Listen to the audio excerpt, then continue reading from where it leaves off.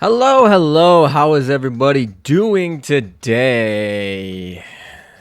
It's Admiral of the Navy Rush Day or Gensui Day, however you want to say it. But in about 22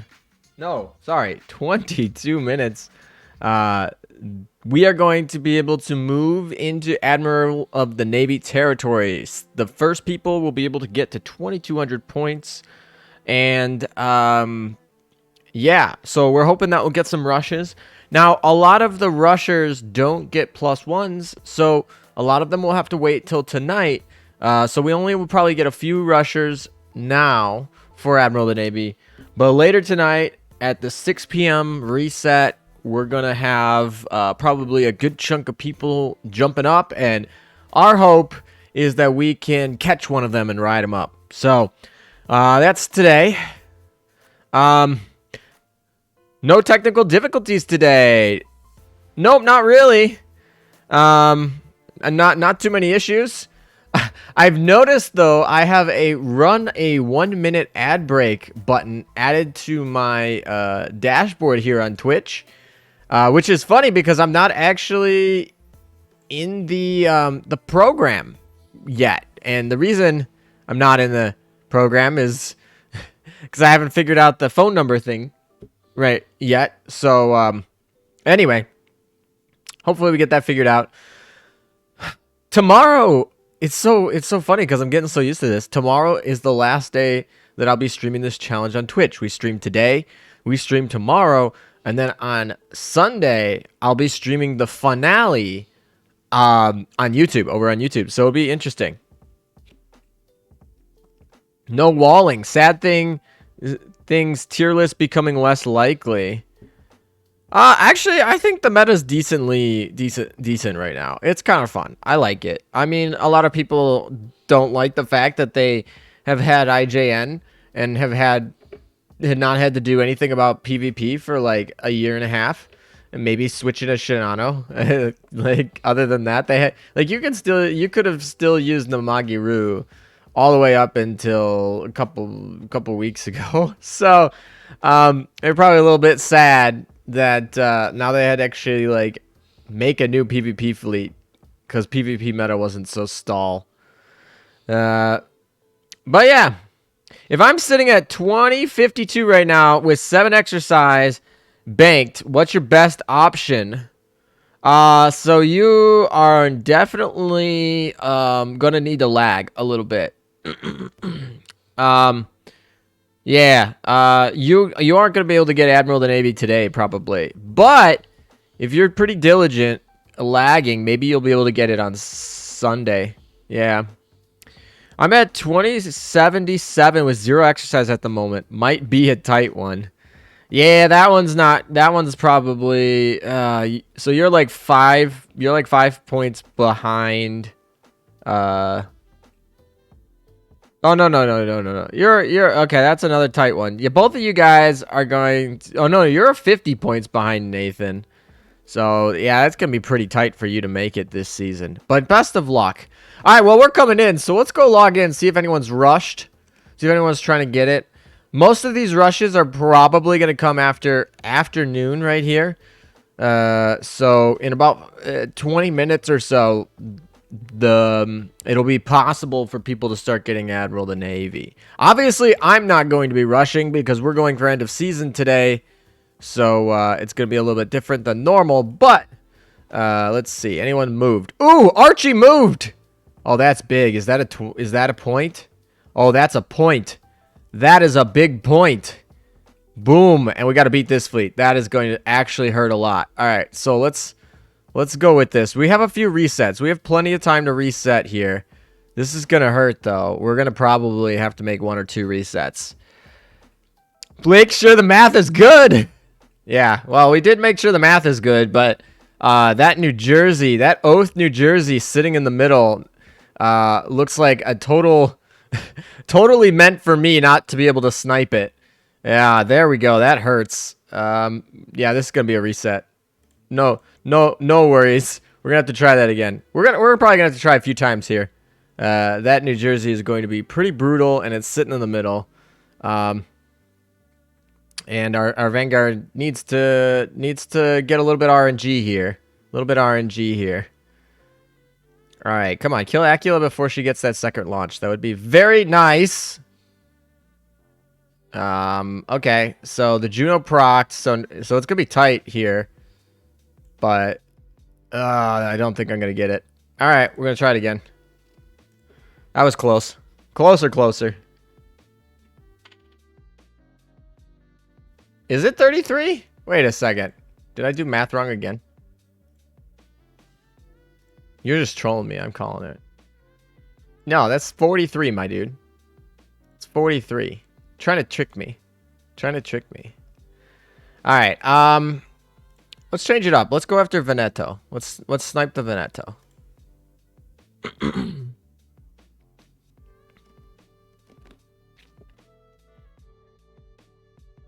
Stall ALM as much as possible.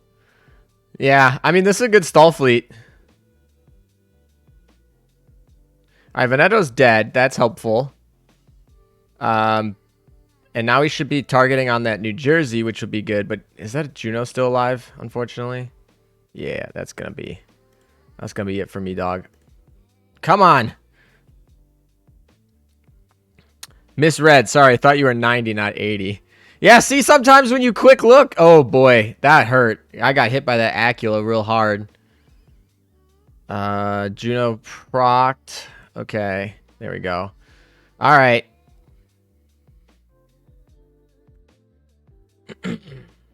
New Jersey's skill is so hard. Ah! It's irritating. All right, we're going to change up Jinsu. We're going to throw in a Yuki here. Where's my Yuki? Yuki, where are you? There you are. Switch these around. Change it up. Come on. Actually, we'll go with this. And then... I don't know if Yuki's equipped. We'll just go with it for now.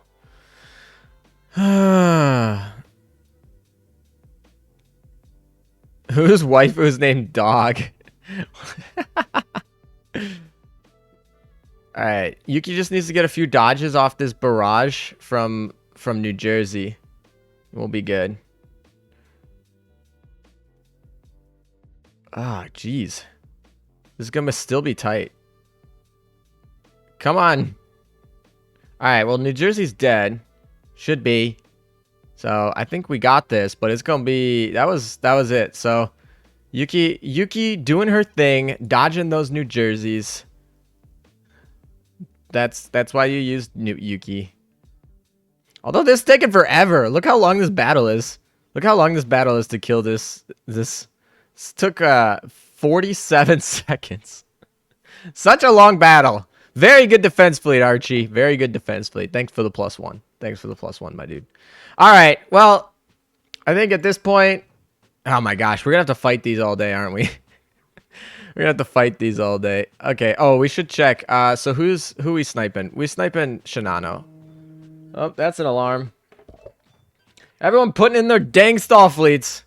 All right. We're sniping Shinano.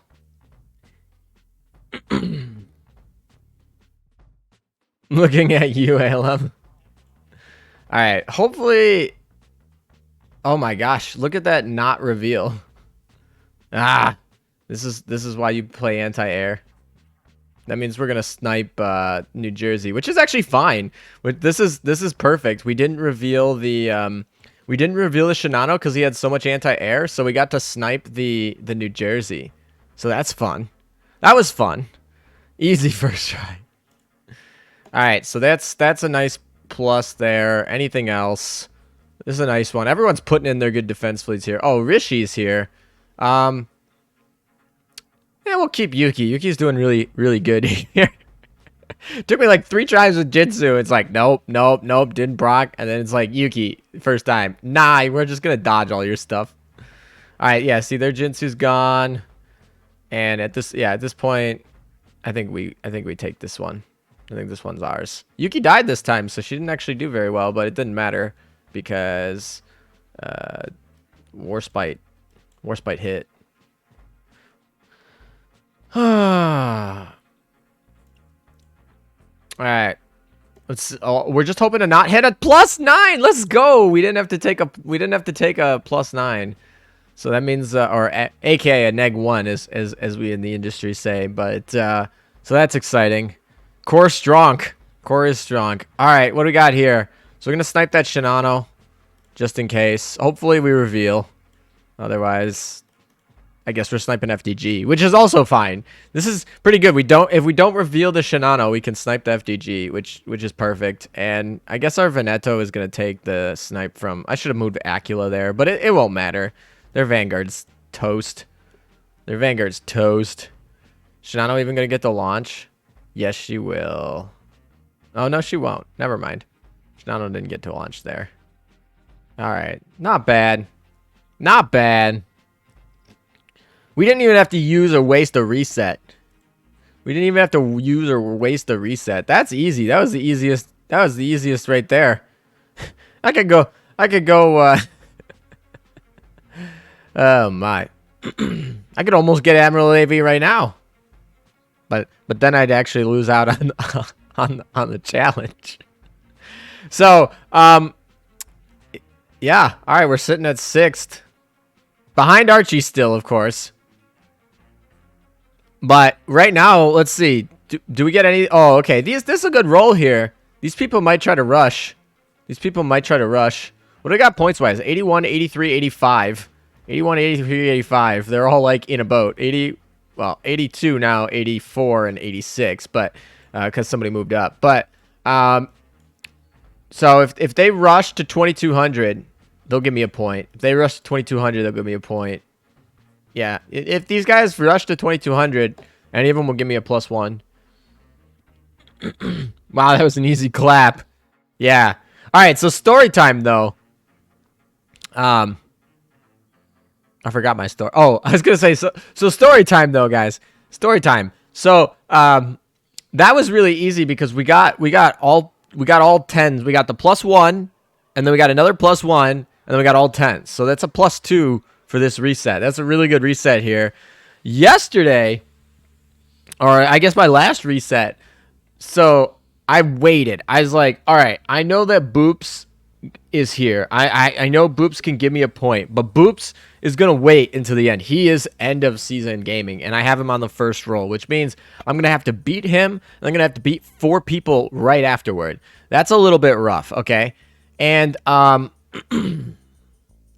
yeah, okay, so that's a little bit rough to have to do that if Boops moves in the last, like, 5 minutes, okay? It risks over capping again.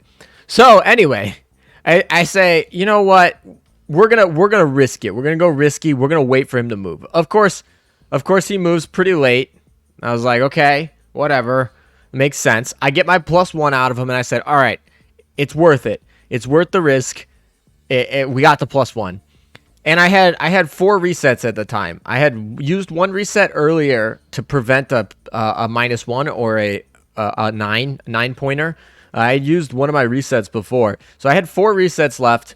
And then I do my 3 next battles real quick, and we move to the last dude. I'm 6 of 10. And there's like less than 2 minutes left for this last battle, and it's gonna give me a +9. I was like, okay, I have 4 resets saved up. This, of course, is the last one of the day. This was the midnight reset, so I have 4 resets saved up, and I'm getting 5 more afterwards. So I can use all 4.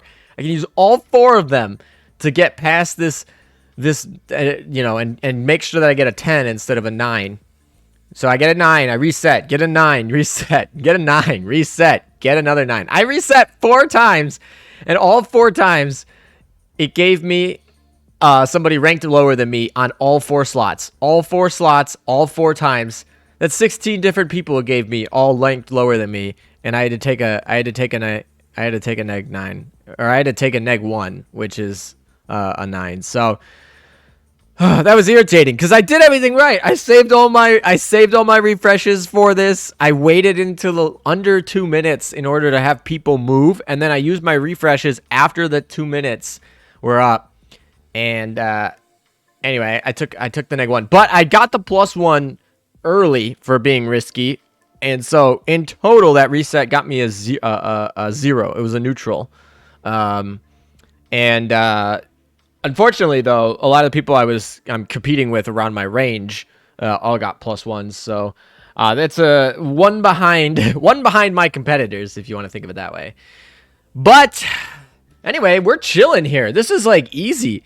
We had somebody move early, and now we're just sitting here with 5 minutes. So if anyone rolled me, did anyone roll me? Because now I gave somebody else potential +1 by moving all the way. But so I don't know if anyone in chat has rolled me, but if you rolled me, let me know. Because yeah. But anywho, we're sitting at 6th. It's really good. Is there anyone above us that actually... Archie's the only one in front of us right now. Of course... Astolfo! Astolfo... We gained one on Astolfo. Awful Flawful. We gained a couple on him. Who else? Tristan is around. He's legit. Ooh, Punji did move. So I forget who it was, but someone was talking in Admiral Navy chat about Punji. And I was like... I don't know. I rolled Punji once, and he did not move for me at all, and then it just stalled way too long for me. He walled me out effectively. So I was like, I don't know, he's a wall, but he moved for you with more than 5 minutes left. So whoever had that in Admiral the Navy, that's a +1 for you. Who else is in here? Lightscape is legit, but he's lost. So is Dissidents. Like, they're too far behind. They're 9 points behind.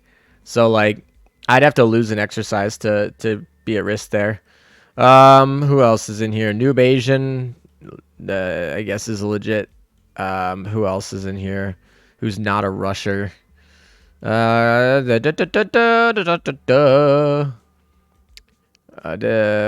is... Oh, there's Envy. Oh, wow, Envy. Ouch. Ouch, Envy. Envy getting hit by that New Jersey Manju. Let's see. Ioste still needs to move, so he's going to be coming up and catching up. But he's legit. No Data kind of needs to move. Yet he's not at 5 of 10. Let's see who else. There's Kane. Kane, you're risking it here, buddy. You're risking it here. Kane is stalling a little bit. New Jersey Manju. I should start running that. My New Jersey's not done yet, though. Where's my New Jersey? She's not done yet. She's got some work to do. I was hoping to get her done by the weekend. I don't think I'm gonna be able to get her done by the weekend unless we do some mega grind here. But yeah, she's got a long way in Affinity to go. She's got like 47. No, sorry, 67. 67 left to go on the oath. So skills should be done pretty soon, maybe by tomorrow. Although this skill doesn't matter for PvP. I mean, the spread helps, but like 4.5 to 5 ain't gonna make a difference. The other skills are done. Did you refresh? Oh, Alan might need to reconsider some VIPs. Hey, lose the challenge, please. Absolutely not, my dude. We're gonna win this challenge. All right, so we actually are capped out on our dock here, so let's go enhance some people. Also, G-Man, are you happy? I'm using your playlist.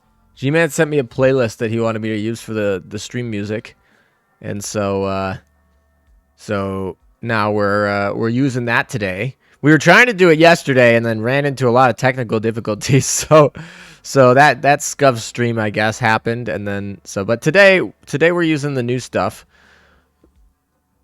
It's quiet AF. I didn't realize it. Well, I'm not trying to make it. I mean, I'm trying to make it like not that imposing. I guess I can turn it up if you think so. Scuff stream shenanigans, exactly. All right, this is the new girl I'm leveling up. Maybe for some Italian memes in the end. This is the new girl we're leveling up. The new girl next door, Ilya. Who else do we need to enhance? Where's one of my carriers? Arc Royal, are you maxed out? Yes, you are. The pasta lolly. Yeah, except that she's like kind of decent. I'm not gonna say I came up with it because I definitely didn't. But some Chinese PvPers came up with her being good. So basically, I'm leveling her up to test that theory out. It might work. I don't know. We'll see. We'll give her a shot. Basically, you use her instead of Duca. I don't know. Particularly, Duca's really good though. So it's hard to be like, oh yeah, I'm just totally gonna drop Duca for this really minuscule elite destroyer. But it's an option, I guess. And some people in China are really. ALM, are you hyped for the new retrofit? Yeah. I mean, I don't know what they're gonna do with her, but there's a very good chance that she gets a good skill, a skill that makes her part of the IJN Torp memes. So everyone's using Duca right now, but she is perfect because the nice part about having her, she only boosts IJN, so she can't work with Duca. She can't work with, like, she's going to have to work with Jinsu no Shiru, and probably going to replace Naganami if a couple things happen. So one thing is she needs some stat. Do I have her? Do I actually have her on here? Hopefully I have her on here. Where is she? I guess there she is. Okay, so like this ship, terrible stats, okay? We need some Torp stat, really. I mean, HP would be nice. So the retrofit should fix that. We're going to have HP. We're going to have Torp stat. That should help us out a little bit. And then we have some potential depending on skills. Because look at our skills here. We got this is a 15% when it's leveled. It's a 15% Torp stat to Sakura Empire Vanguard, okay?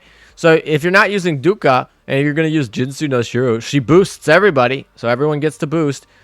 She gets emergency maneuvers. I mean, every 20 seconds is a little slow, but technically, no, everyone likes being invincible, right? For 6 seconds. Everyone likes being invincible for 6 seconds.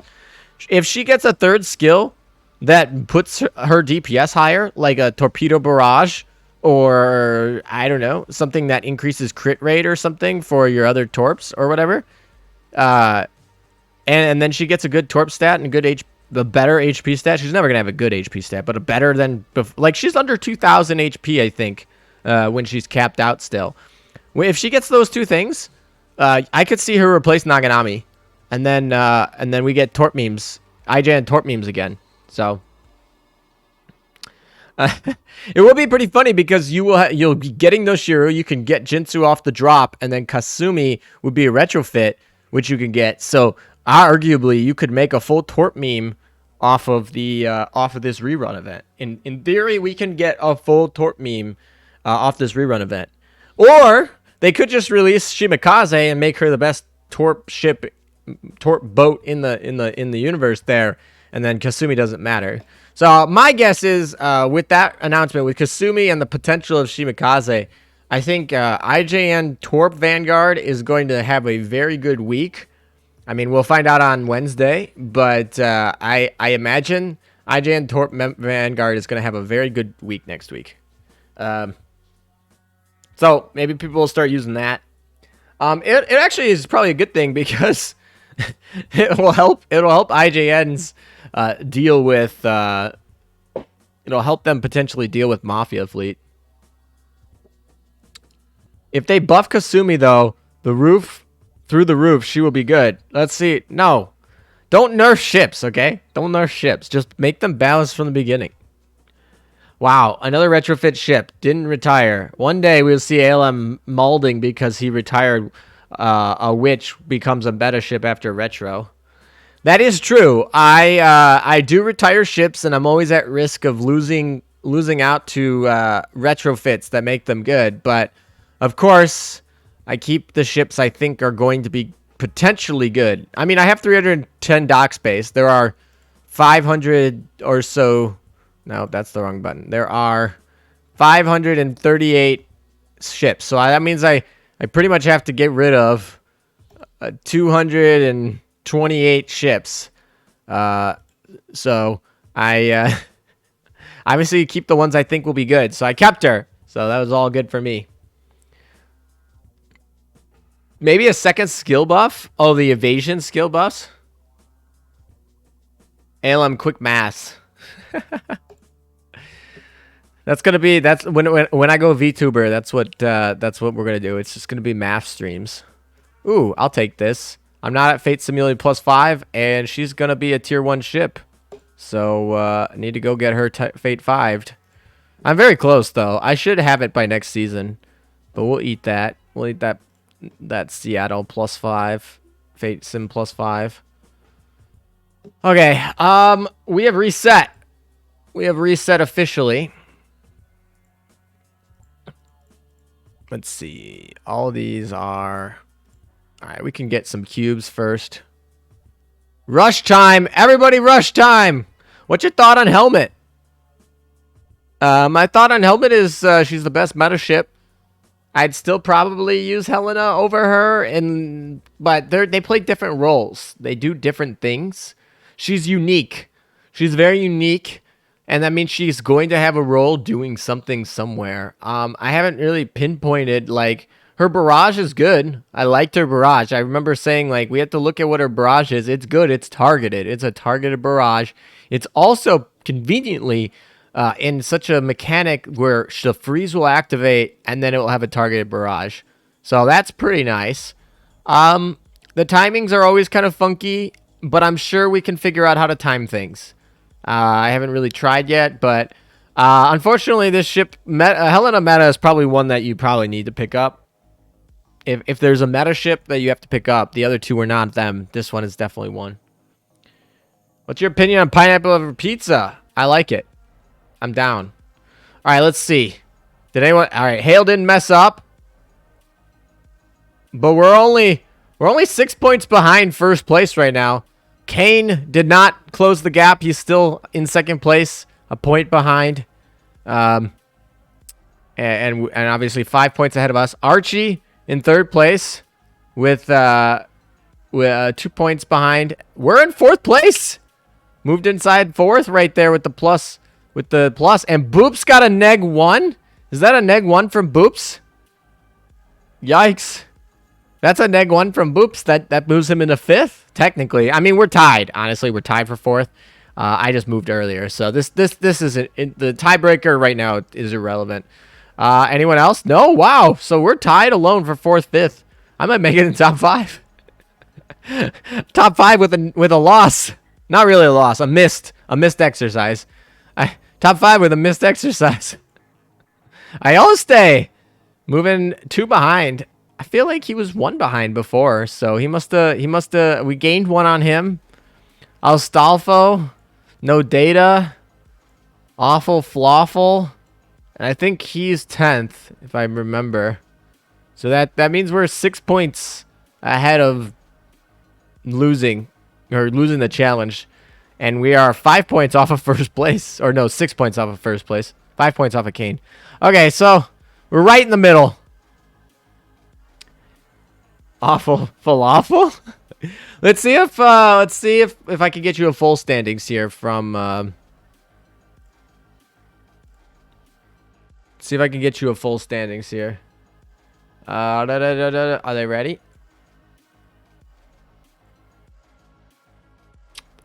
Not yet, but that's pretty much it. No one's really moving. Hopefully someone rushes, though. That would be convenient. One of these 4, if you're one of these 4 people, rush. I'm pretty sure Zenial is on the server, though, so he might be watching and not going to rush.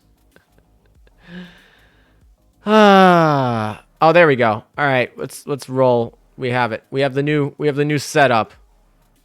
All right, so this was captured right before, so it's a little bit more accurate than this setup. So let's take a look at it. All right. So these are rushers. Hale 20 is the first place guy. Yeah,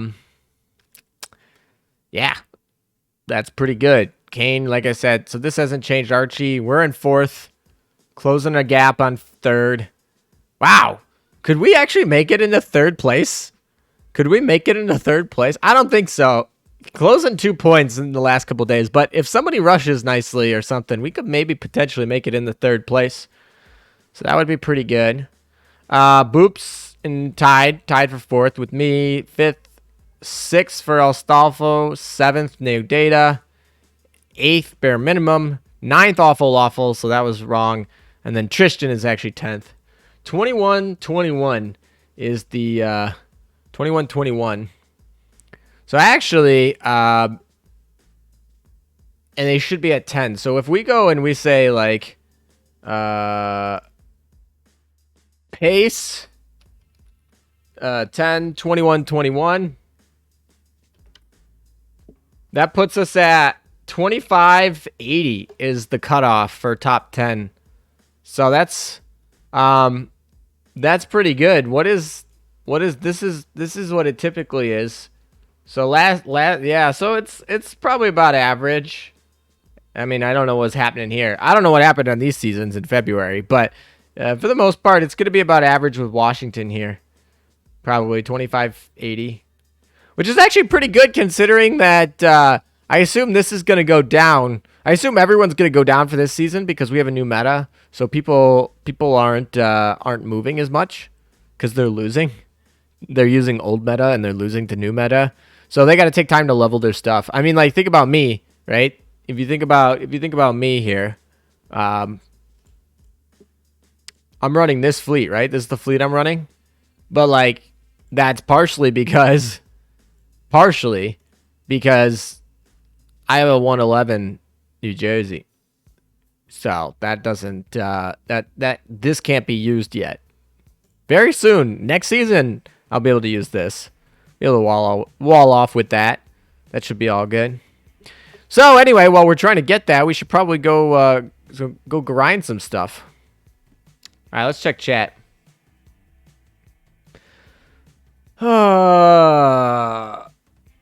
Elam, remember to keep hydrated. Water is important. Thank you, my dude. I actually don't have a cup of water for this stream because I was rushing to get on. Make sure I didn't want to mess up. Maybe if this goes long, I'll probably pause for a second and go down and get some water. What do you think is best gun for New Jersey? PvP 457. Rainbow gun. If you're trying to kill Helena, then probably the if you're trying to kill Helena, then it's going to be between the barrage gun and the rainbow gun. And that's going to depend, the rainbow gun that we just got from her event. And that's going to depend on how many shots you can get in. If you can get an extra shot in on the Helena meta, then you can go with the barrage gun. But most people are probably just going to go rainbow gun, plop it on her, be easy.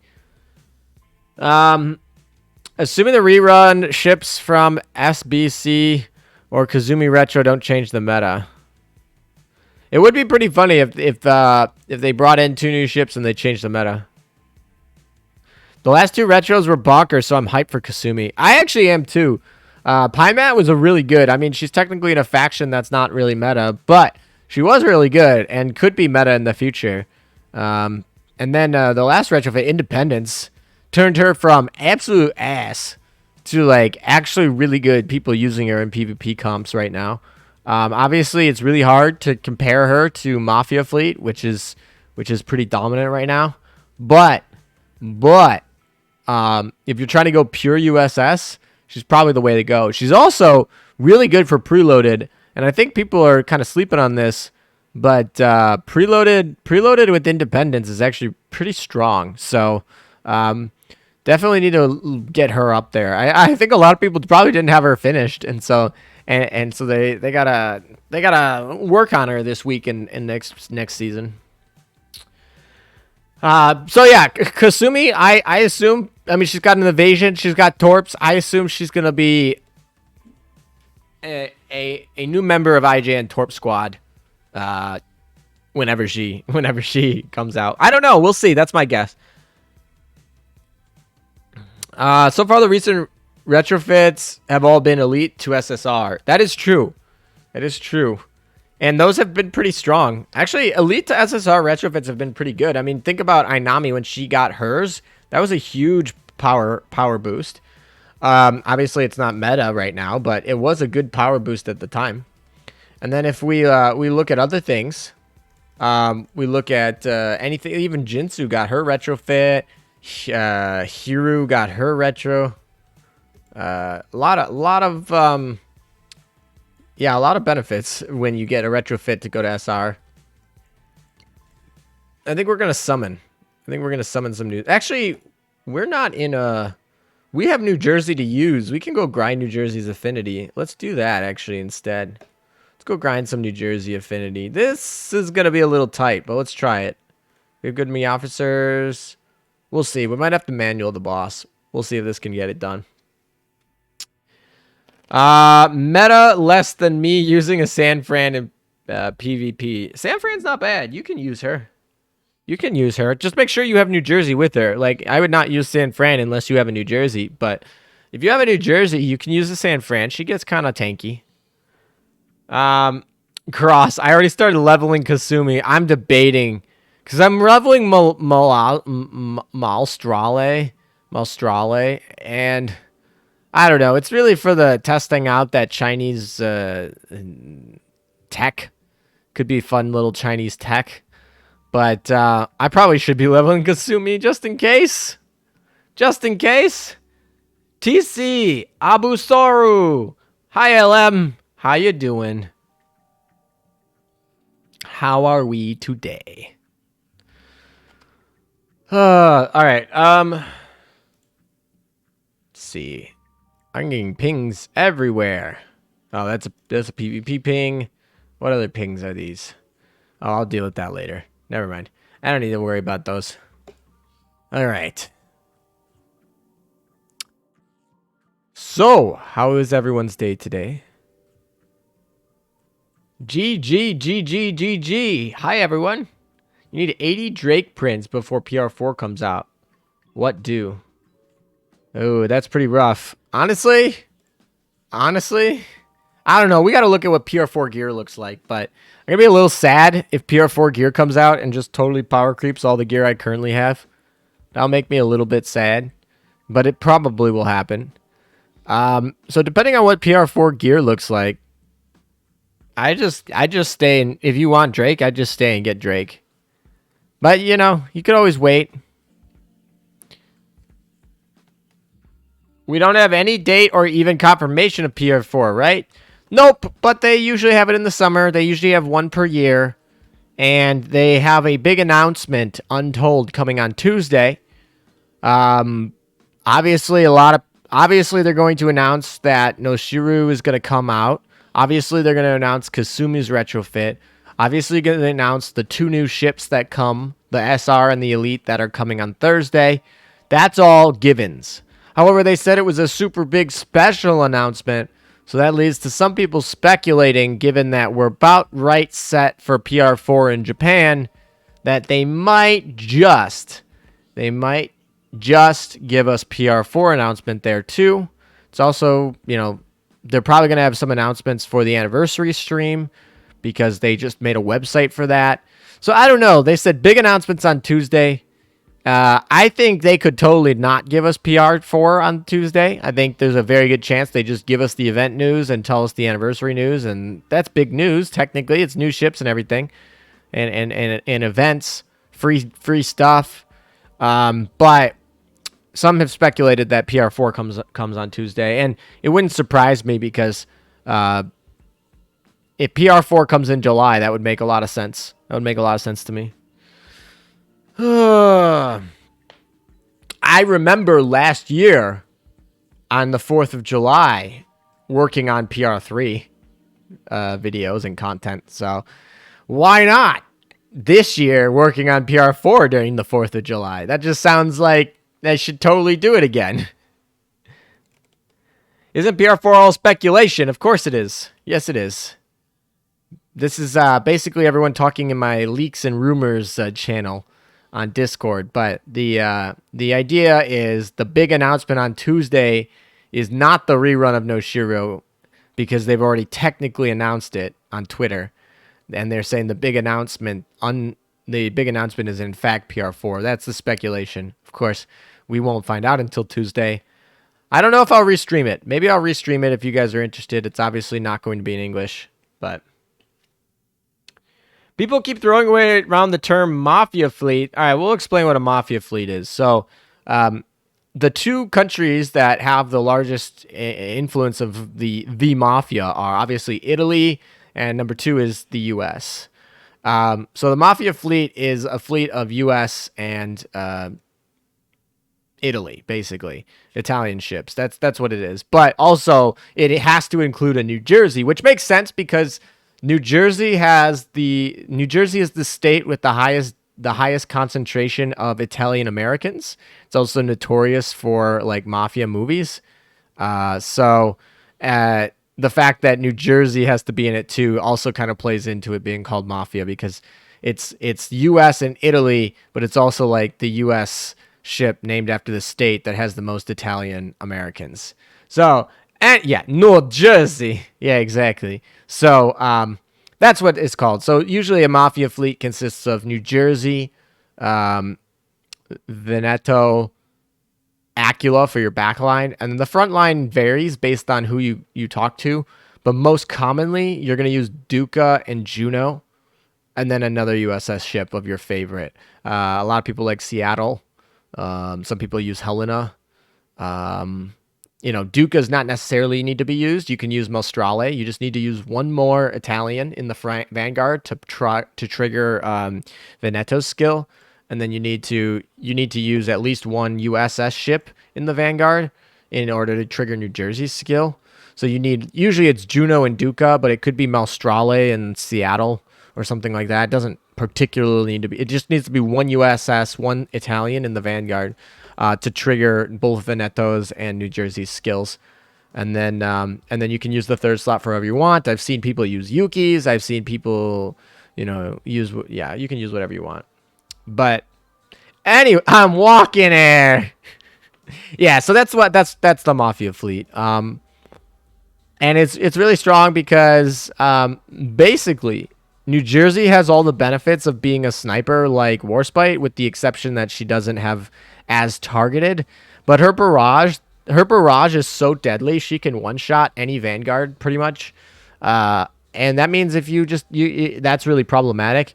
And the other thing is, if you put her in the middle, there's no way to take her out. The only way to take her out early is to snipe her with Warspite and then get a double snipe, like a Warspite plus, I don't know, Warspite plus Veneto, Warspite plus Amagi, Warspite plus FTG, something like that. You need to get a double snipe on her. But if you can't get the Warspite because she's sitting in the middle, then you can't get the double snipe.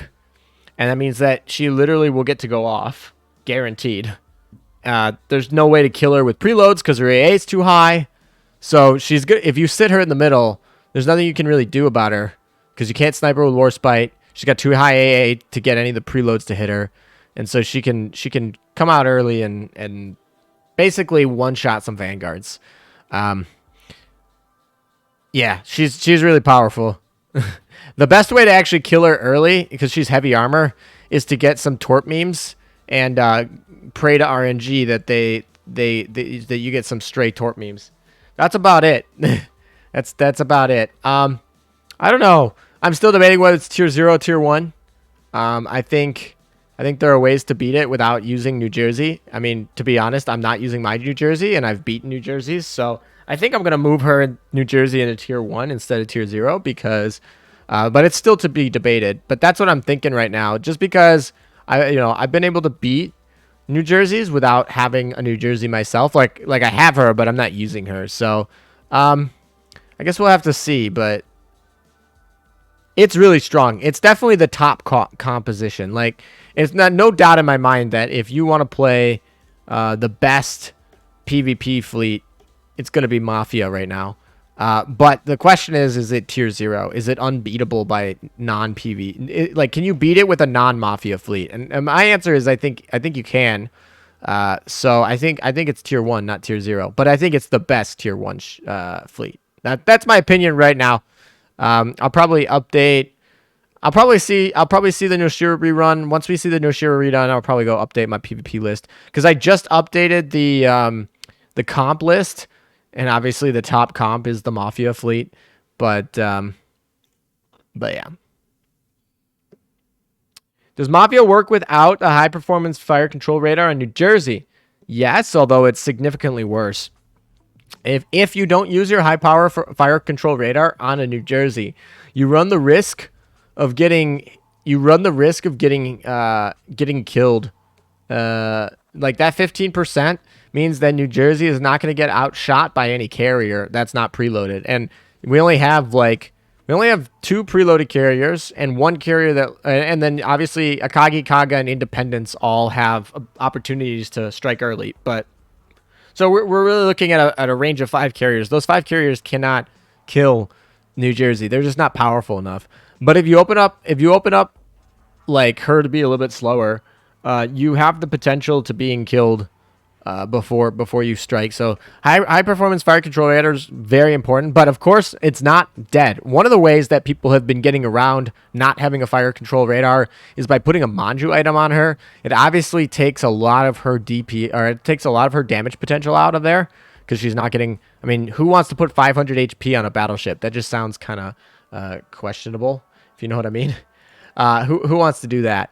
But it can give you that extra 8 seconds. Will most definitely make sure that she's around. And ooh, let's go. Is this plus? Oh, it's not. It's so close. So close. Come on. Honestly, he's sitting at 1. Honestly, my guess is right now he has attempts left. I'm guessing he has attempts left, but he wants to get to 2200, and he can't do that if he takes these neg 9s that he's going to take. So right now, he's probably waiting on someone sitting around here to move up, and then he'll go beat them and give me that +1. That's so close. I literally have the #1 ranked person. It's not a +1. That's so funny.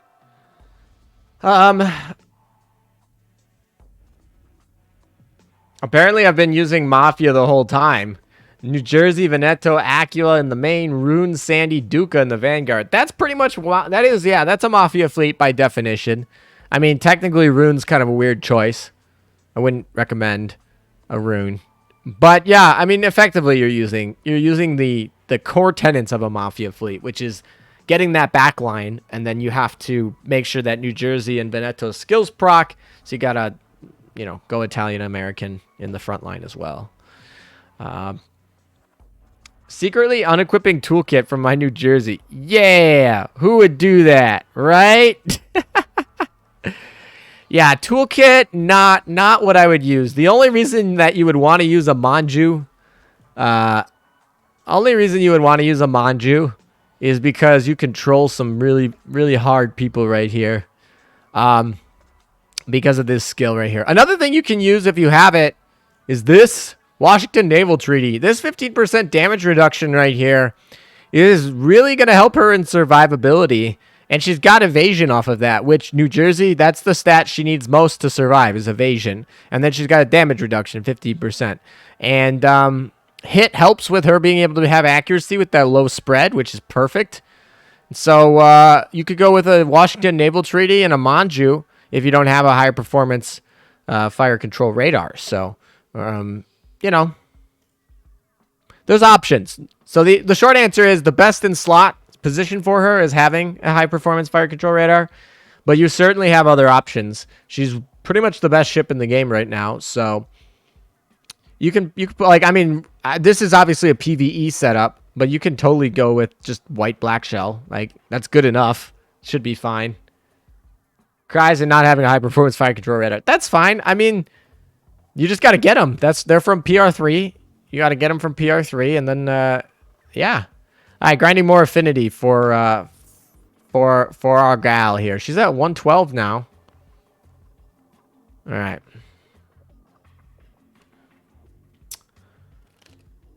You have quote 1. I mean, if you're gonna have 1, that's fine. Like, Veneto doesn't need 1. I mean, a lot of people like to put it on Veneto. It's not bad on Veneto, but Veneto definitely doesn't need 1. If you know what I mean. Like, she can use other stuff. So, because Veneto already has the early strike, and the 15% on the stacks on the early strike, because it's not a preloaded, it stacks on the early strike. So that means that you get a little extra faster, and that makes the second shot come out a little bit more conveniently. But if it's not as significant as like a New Jersey, because Veneto's getting that first shot off no matter what. You can't take out a Veneto before she gets that first shot out. I guess it Yeah, I don't know. I guess it becomes necessary if you're trying to do something where you don't run an Italian in the front line. Like if you run triple US front line, and then you don't get Veneto's 80% boost, but only a 40% boost. Then stacking it to 65. Yeah, I don't know. It's okay. But anyway, the point is when you're playing Mafia Fleet, if you only have one high performance, it goes on New Jersey over Veneto. Isn't VV with high performance fire control radar too fast for Acula's reveal? Actually, yes. However, Veneto with Acula usually should be built for Vanguard wiping. But the answer is yes. It is too early. With the high performance fire control radar, Veneto will fire before Acula's planes can get to the end of the screen to reveal the opponent. Unfortunately, right now, because Acula is pretty much a tier 0 ship, the meta right now is to play a bunch of anti-aviation or an anti-AA builds that prevent Acula from revealing. So right now the meta is to prevent Acula from revealing with enough anti-air, and you could do it. It's not that hard if you have the right stuff, and that means that if you want to get those reveals, you might have to have double preloaded, which is obviously Perseus and Acula, and to guarantee the reveals. So you probably saw this earlier when I was doing the matches, when I was fighting against that Shinano New Jersey comp, and I went to target Shinano. I couldn't reveal the Shinano with just the Acula because his Vanguard was too anti-air focused, and obviously New Jersey helps with that too. So that prevents the reveal early. That's one thing that makes New Jersey probably a little bit better than FDG in PvP, is she prevents those carrier reveals a lot better. FDG is not going to protect you from carrier reveals. So if you're running a carrier with New Jersey is going to help protect the reveal there. And then I'm trying to think. Yeah, so anyway, I wasn't able to reveal Shinano, so then I ended up having to target New Jersey, which is actually fine. The thing is, it's not that much of a detriment because I want to target New Jersey. Like, if I can't target the carrier and I have to target New Jersey, that's not that bad either. Like, I'll take that. FDG, never heard of her. Yeah, who's that? She's not meta relevant anymore. No, FDG is still really good. She's very good for that barrage. Is also very good. I mean, you could still use FDG. I've seen fleets use FDG and New Jersey. They do fine. Those two ships are such powerhouses. They can do just fine.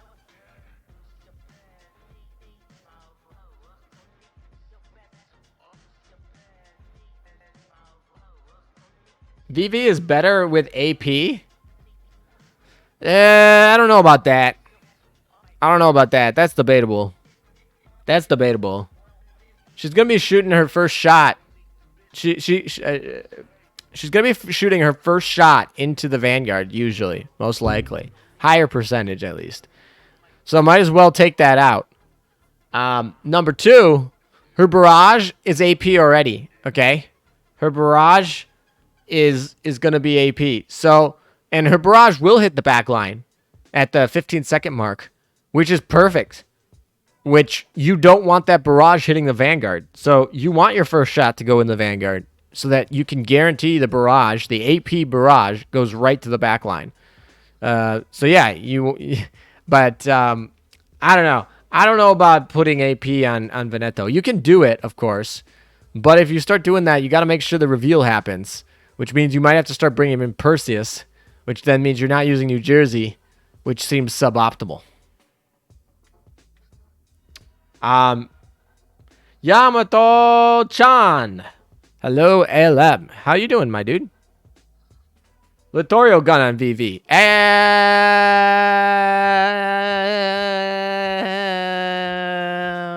That's all. What is the Littorio gun damage boost? It's like 10%, right? Let's see. Littorio, Azure Lane. That should get me at least close enough, and then I can go for her skill, and then she needs to have a triple 381, and then, all right, so this gives me, wow, 24 seconds is so slow. It's so funny. How much is the mark? Oh, it won't tell me, will it? Okay, whatever. The coefficient at 118 is also kind of meh. And AP star instead of AP plus, so that's eh. But anyway, what I came here is checking the skill. Overheating skill increases damage value by 10%, which is pretty good. And then after firing 2 volleys, which usually by PvP it's over, the next one will have an increased reload of 30%. Yeah, you could use this actually. If this could be a budget option, I suppose. This could be a fun little budget option. I'm back. Can't watch Twitch much because busy, just passing by. Well, thanks for taking care. Thanks for stopping by. Hope you're doing all right. Make sure you're here for Sunday on YouTube, though. Then we have the season finale.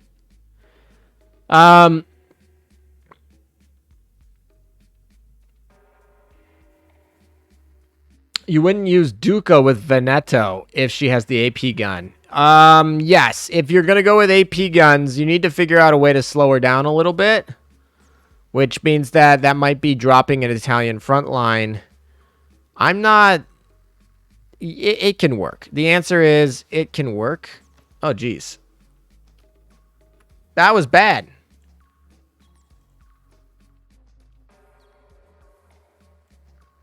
Whatever. We'll just use this.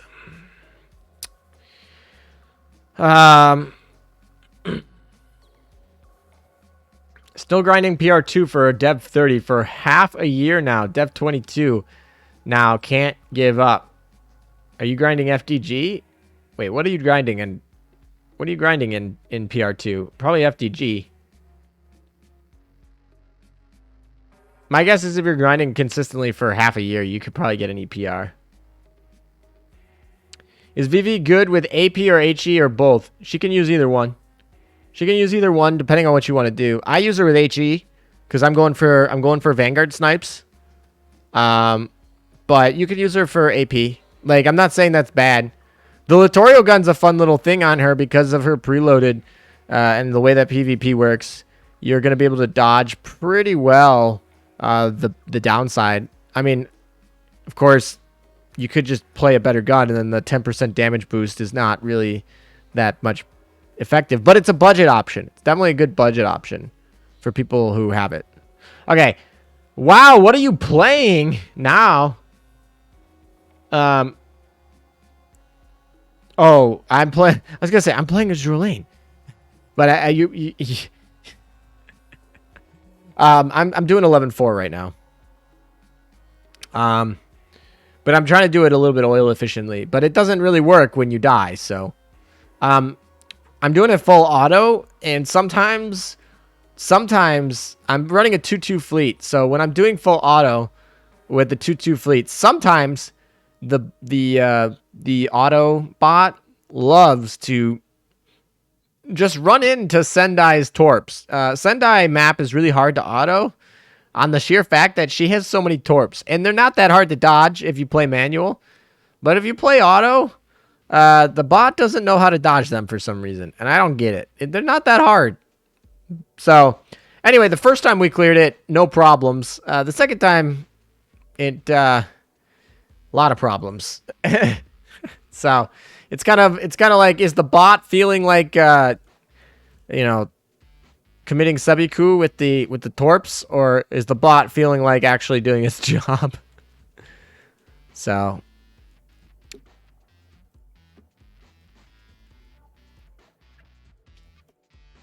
all right, who else needs it?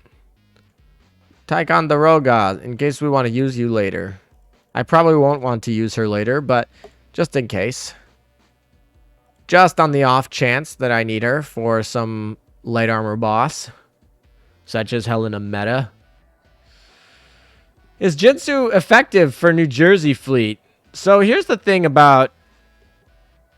it says INJ.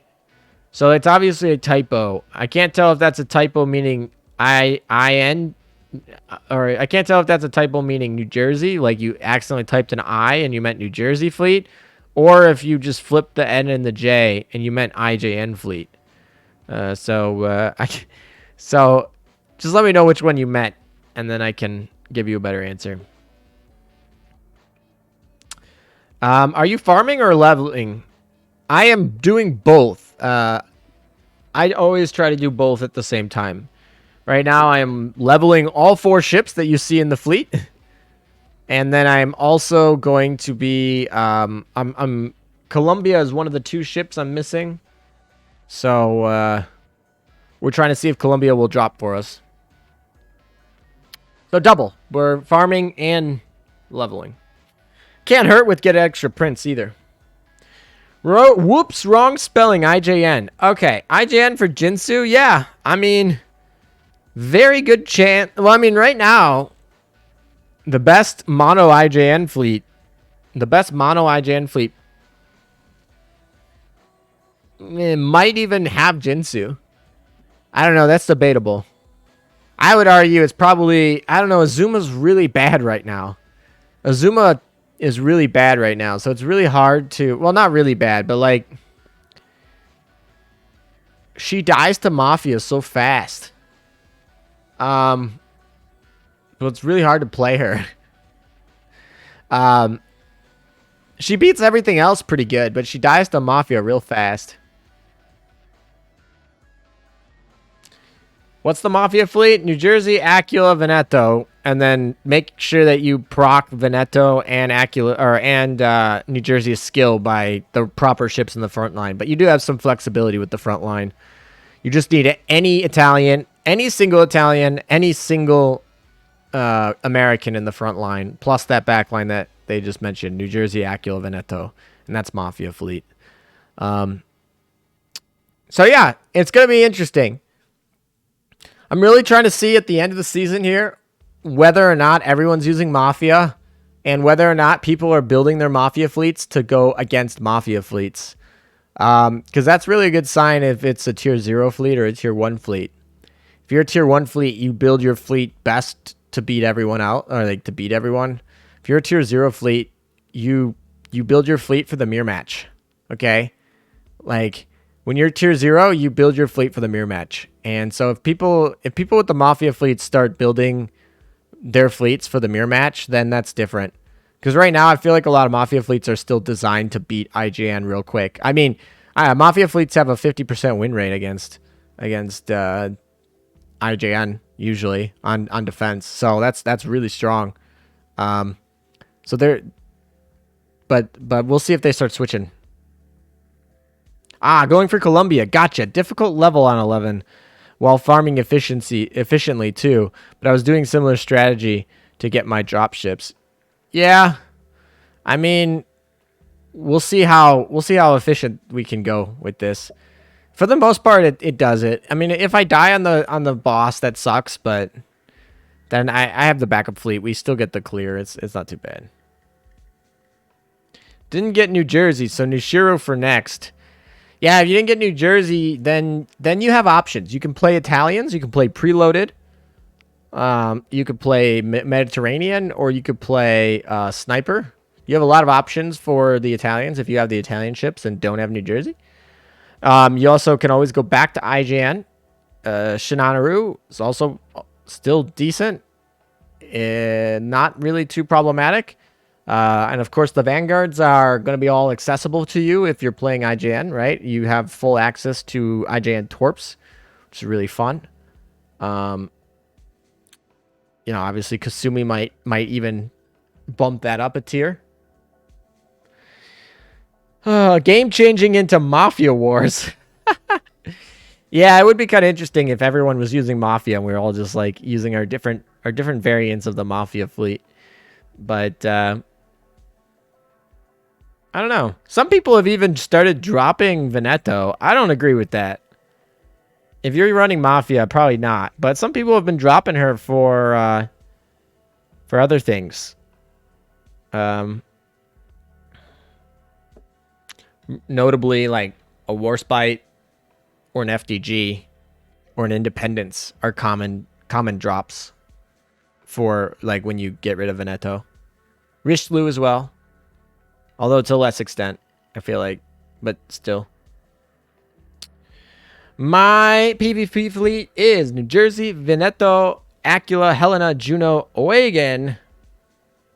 Works pretty. I'd probably call that Mafia if I was defining it. Although technically you aren't proccing Veneto's. She needs two Italians to fully get her full potential. So, yeah. But it looks pretty. That looks pretty good. I'm trying to think if your Helena is timed up right, but she probably is. It might not be the easiest thing to time up her. Rename the Shinano Nagato Hiru fleet to Yakuza fleet. I mean, to be fair, if you're running IJN fleet with Nagato, like if you're running Shinano Hiru Nagato, that is not the best variant of IGN these days. Nagato is not. Nagato should be dropped, probably. You should probably run Shokaku, and you need 3 Wyverns to stay competitive. You need 3 Wyverns, and then you need to drop the Nagato for Shokaku, and then you can use a Frontier Medal, and probably, yeah. So anyway, but yeah, I guess you could use that. But it would be kind of funny if we renamed it to Yakuza. Then we could have Mafia Wars. I do like your naming convention joke. Sorry for getting all technical and ruining it, but it was pretty funny.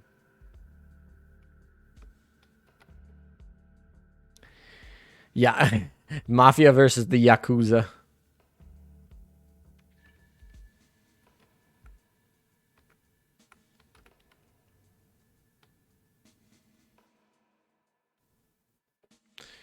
All right, see, that's fine. When we do it manual, it's really easy. This fleet, easy for manual. When we don't do manual, sometimes it doesn't work. Colombia also not dropping for me here.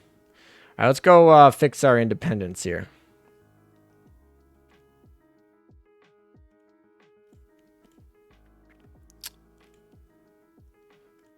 All these bottles. We got a bunch of bottles. We run out of oil, though. Gotta be careful. There's an event coming on Thursday.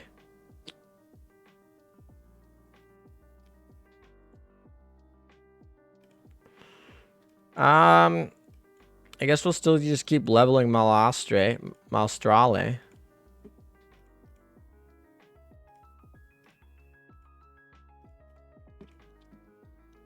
Slowly but surely. We could put these on Belarusia.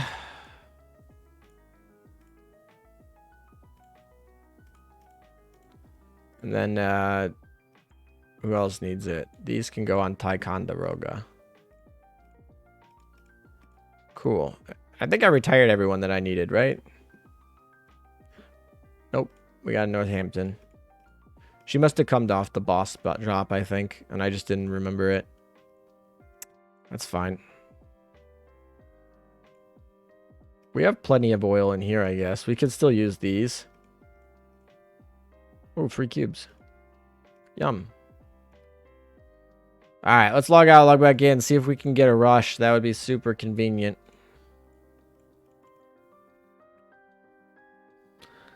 Low-key hoping for a 120 gem oil pack. Still ranked number 1. Is that it? Wait a second, that's enough points. That's enough points, isn't it? Because he was number 1. And then he's still number 1. Is that enough points? Wait, what am I doing math here? So that's 8. Yeah, that's 38. That's a +1. Let's go. Wrath did. So our hot take earlier was right spot on. He had attempts left, and he was waiting for somebody to move ahead of him so that he could do another attempt Get back in the first place. Let's go. That's pretty poggers. All right, what do we got here? Oh, it's old IJN meta. Easy. Without a Dev 30 Azuma. Perfect. You know what? I don't even care who it targets. I was like, I should probably make sure Warsplight's aimed correctly, but I don't even care. It's going to hit Hiru. That's fine. That is fine.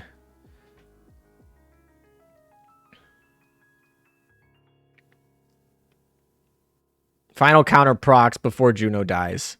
Nice. Nice. Our Vanguard's actually hurting, but whatever. Yuki! Yuki is being MVP today. Maybe I'll actually put Yuki back in this fleet. I was going for full Torp memes, but Yuki is so strong. I know Kane really doesn't like Yuki, and I don't know. 25% to just yeet any damage. Doesn't matter if it's like full crit, full damage, perfect, like HE full crit from a New Jersey with everything boosted. Like, doesn't matter. 1 damage. 25% still at 1 damage. Look at that +1. That makes me happy. Woo! And we got an Archie. Let's go. That's going to be another +1 eventually. All right. This is another +2 potential season right here. That's a good +2. It's a +2 reset here. Woohoo! And I haven't had to use a single refresh.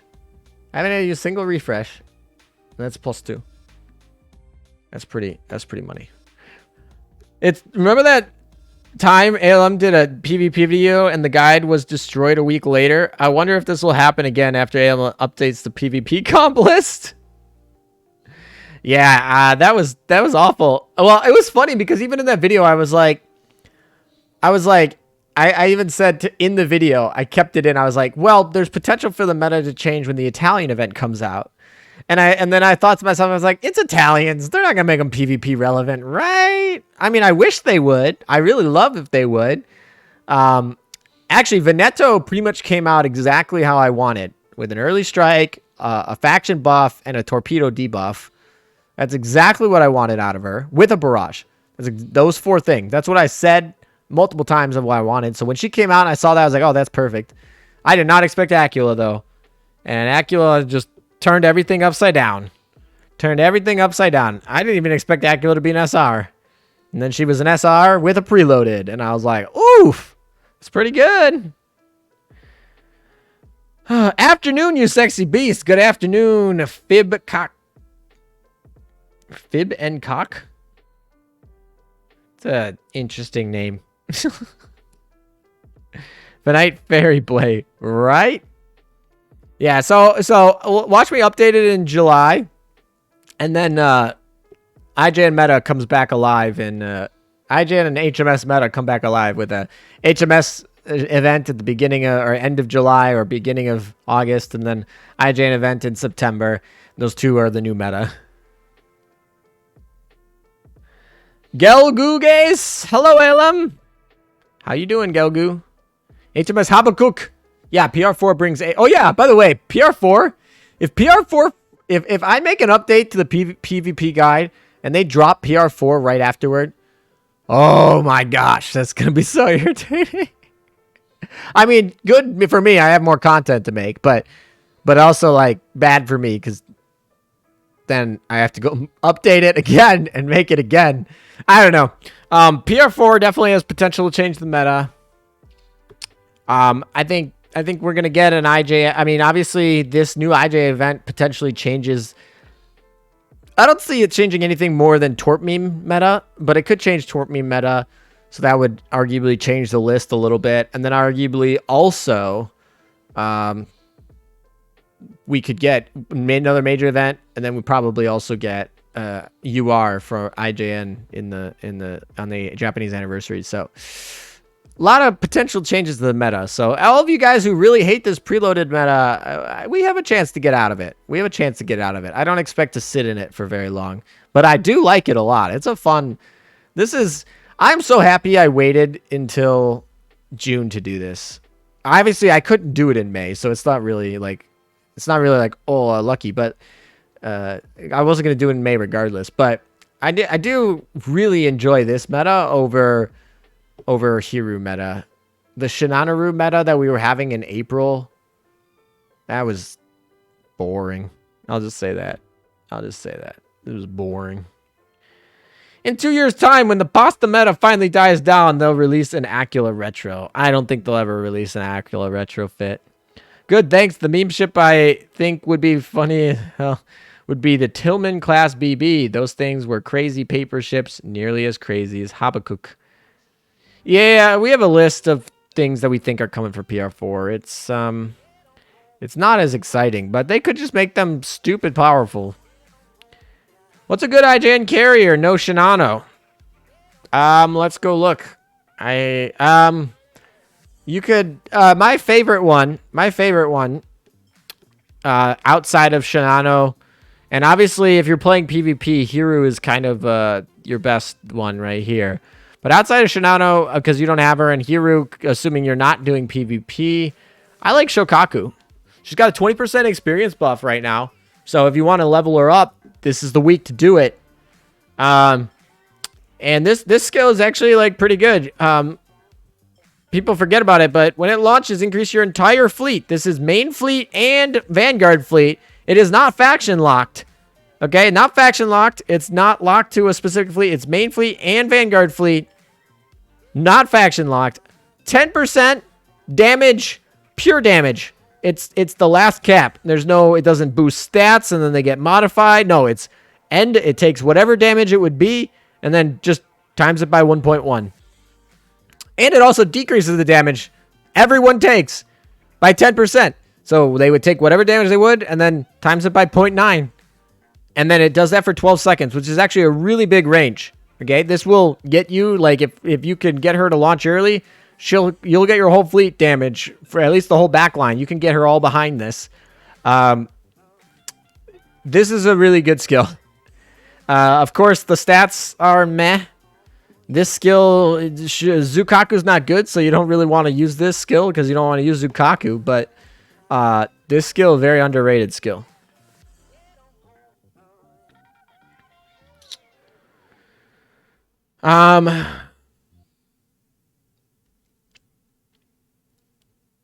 Shokaku has a better buff than Centaur.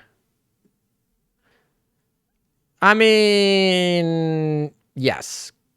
Centaur's buff is 15% firepower, which gets modified. No, I'm sorry. It is 15% aviation and 10% firepower. Both get modified, and it's for 8 seconds. So it's strictly worse. It's pretty much strictly worse. Of course, Centaur gets to launch faster because she's got 2 fighter slots. And she also gets this extra barrage that does a slow. And also, basically kind of like a special type of flooding that, I don't know. Yeah, she has a slow and then battle. Yeah, this is... she's got this barrage and whatnot. So, I mean, I wouldn't say Centaur is necessarily worse than Shokaku, but in terms of buffing, Shokaku's buff skill is better. Eggers, why hello there? How you doing, my dude?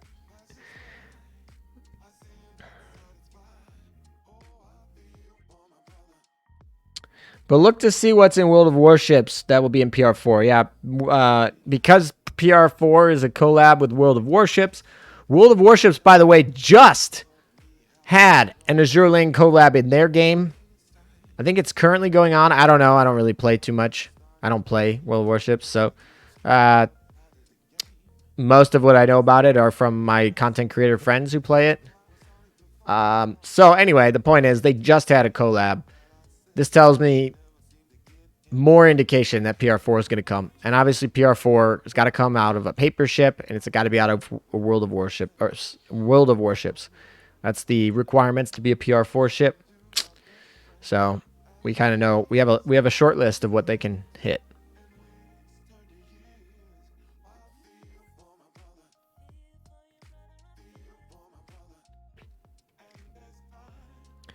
Yes, the boost only works for the main fleet. I mean, to be fair, your Vanguard fleet's not going to be doing a lot of damage.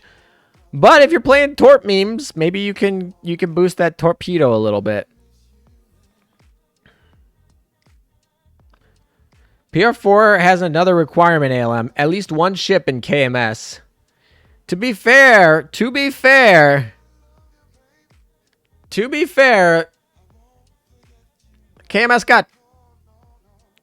got 2 PR3 ships, okay? They got a PR1 ship, a PR2 ship, and 2 PR3 ships. I don't know. Is there any other faction that got that good of stuff?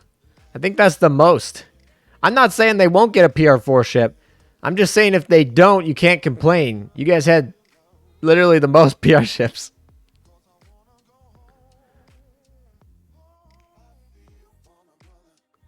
Yeah, HMS has 4 because they have Neptune, Drake, Cheshire. Neptune, Drake, Cheshire. Who am I missing? Oh, Monarch. Neptune, Drake, Cheshire, Monarch. I was like, they didn't have anyone in PR2, but they had two in 1 and 2 in 3. So, it is interesting because HMS doesn't even need a lot of PR help. They have so many actual real ships. If the leaks are true from the Chinese anniversary, one is supposed to be a Aegeus, which is KMS again. Honestly, the KMS faction is pretty much almost all but done. They're pretty much almost all but done. So the chance that we get a KMS paper ship is pretty high, I think. I'm just saying, like, you can't complain if you have the most paper ships and that you don't get a new paper ship and let other factions catch up. But because the KMS is very popular and doesn't have any real ships really left, they will likely give them a PR ship again. Aegeus is on the short list that we have in our specu list for what we think is going to come out for PR4. Yeah. Just Bletcher, Shear, and Emden remain left for real KMS. Then you can get some Z ships. And of course, you could always go with the German Empire ships if they want, because they've shown that they will go with the Republic of China as well as 1920s, as well as 1900s. Any 1900 ships basically for the Japanese Empire have been put in.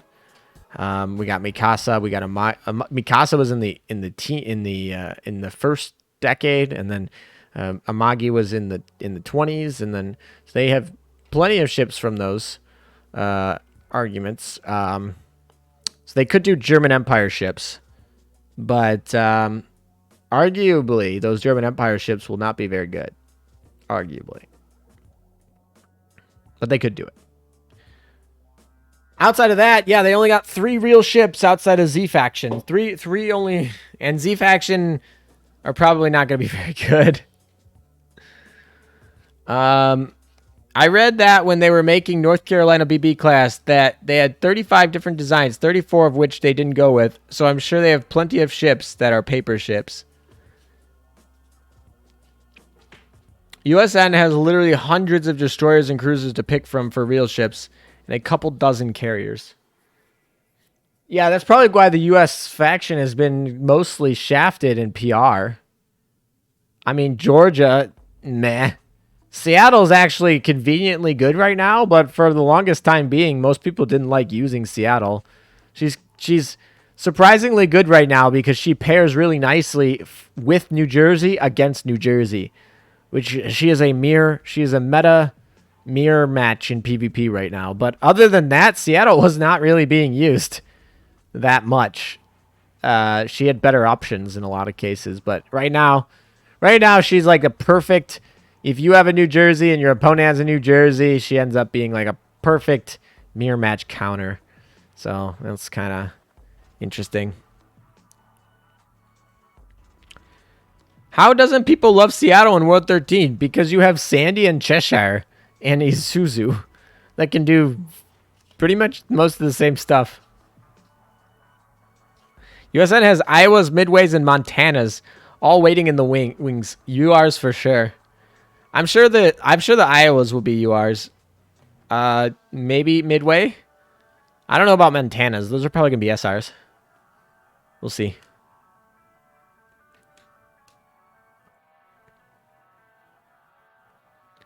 I use Sandy, Seattle, and Isuzu for my World 13 fleets. Okay. I mean, to be fair, we might have to use you might have to use Seattle in World 14. We'll see. A lot of people still wanted to have surface DPS, or still want to have other stuff. So, Montana most likely a DR. You'd think so. I don't think Montana will be PR because it was laid down. Like, if we look at the precedent of the Russian ships here. Where's my Russian ship? You know what? It'll be easier to find it this way. This ship was never made, but it was laid down, so it's a gotcha ship. Paper ships never laid down. Or at least that's how the definition has worked so far. I mean, they've never really come out and have the definition, but ships that have been laid down but not completed. Laid down, not completed. Notoriously laid down and not completed. So ships that are laid down and not completed are gotcha ships. DR is decisive rare. That is the rarity for paper ships that are... It's the rainbow rarity for paper ships.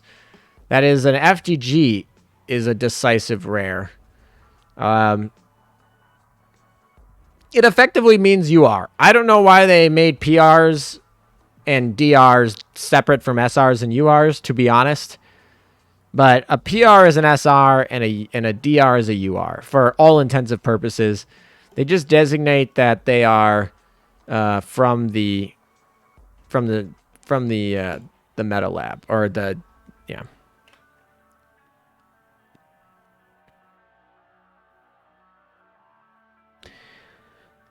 Plan Z was explicitly mentioned by Eugen in the event. That's the direction they'll go with KMS. Maybe. I mean, Ibuki was also laid down. Was she? She was just converted to a CLV.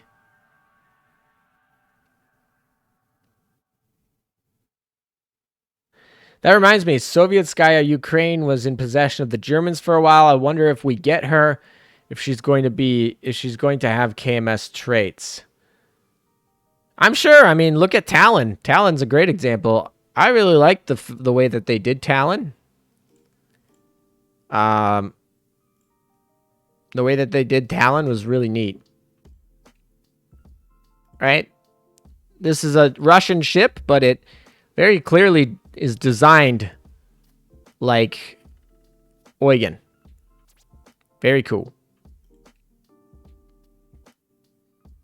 I mean, this ship right here is Italian ship sold to the Russians. So we got Italian ships sold to the Russians. We got German ships sold to the Russians. So you can see, like, we have these Russian, and then you can see the ships that aren't Russian. They just hit a little different. They just hit a little different. I don't know. I really like the way they did that. Oh yeah, Murmansk is another one. Murmansk was the one that was not Russian either. This one right here. She's U.S. fleet. This is Milwaukee. I should oath her and rename her Milwaukee. That would be pretty funny.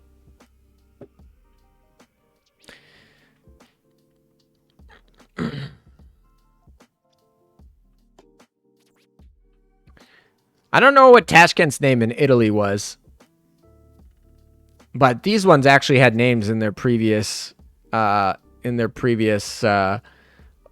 nations.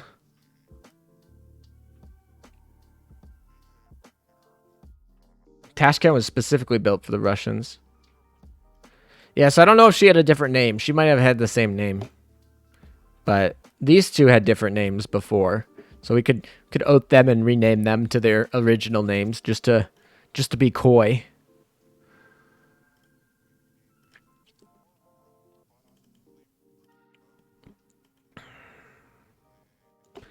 All right. Woo. Oh, that's what's going to have to happen here, isn't it? We need to fix these up here so that we can, I don't know, we can put anyone in here. Let's put Sarah in here. I don't care. And now we can pull them out. Obviously, we need to not be Russians. We are going to pull you out, and who else? Who else is grinding here? Oh, Malstrale can go in here, actually. Where is she? You can go in. Do I really care about San Fran that much? I could probably pull her out. We'll just do it. I don't know.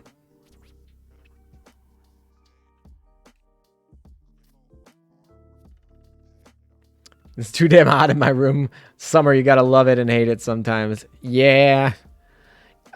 Maybe about a couple weeks ago, it was so hot where I was, but it's a little bit better now. I'm more comfortable. I don't know if that's because my blood is thinned out a little bit, because it's getting used to it, or if it's cooled down actually. But a couple weeks ago, it was brutal. Put in Kasumi for San Fran. All right, I guess if Kasumi ends up being broke and busted, we want to be prepared. Oh, Potter was the one I actually usually put in here. I usually put Potter in here because I'm leveling her up.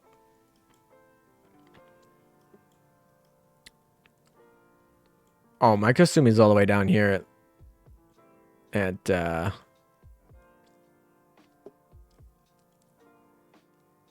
where is she? Oh, there she is. Let's level her. Spend all that oil we don't have.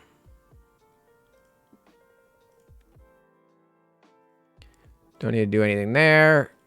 Complete commissions. Did we finish everything? Yep. All right. Hey, we're at magic number.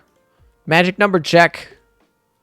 Can do some Operation Siren stuff and then probably head off. Come back tomorrow. No one wants to do my Helena meta battles. Apparently no one wants to get Helena. Let's go.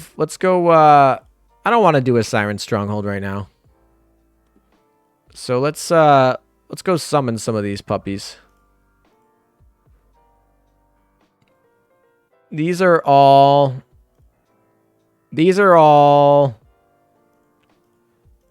all right, so I've summoned all of those zones, I think. And these are all of the abyssal zones that we can do for those prints later. Should be good.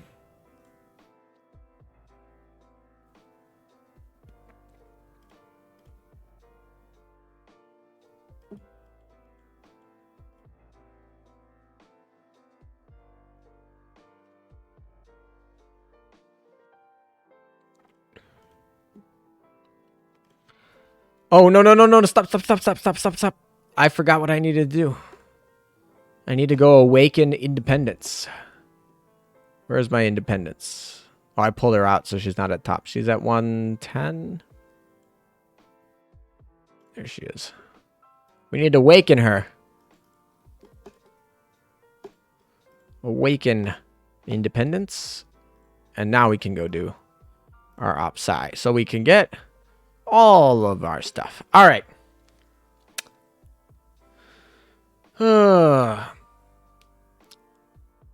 Currently rocking 2K oil. Time to full save. Yeah, I should. I do have some oil in the mail, but I like putting those in for in case there's something really special that I need. Like an equipment that I really need badly. Spend all the oil we don't have, says he while having 39 mails full of oil. Yeah, but I'm trying to not use my mail oil on not an event. That seems not like I want to use that mail oil on an event where I need to grind something important. Grinding Columbia is not something I want to go into my rainy day stash, my rainy day fund.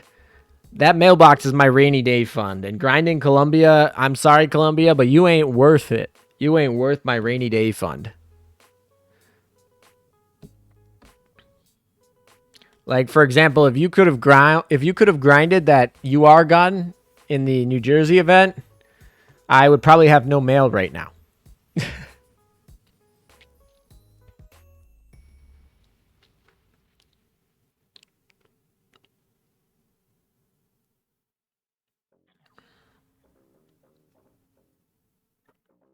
That is true. I could have done that.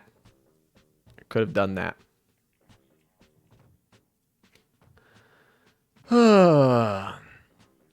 I can actually raid someone today. Because yesterday I couldn't get into the Twitch dashboard, so I couldn't raid anyone. So we didn't raid anyone yesterday. But I should probably go see if there's anyone else I want to raid at some point. Obviously, we're going to finish Opsci first, so we're not going to raid anyone anytime, like, immediately. But it's good to know who is, who's around.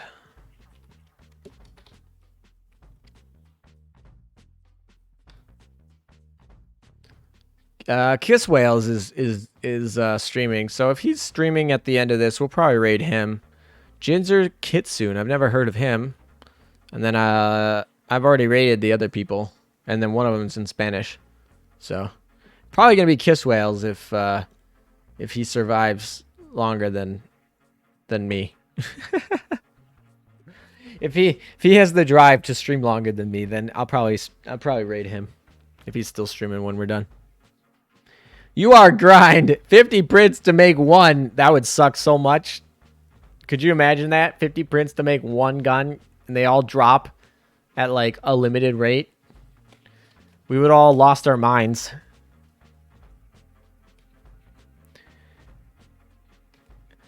I see World of Warships Vermont is a Tillman, but didn't know that.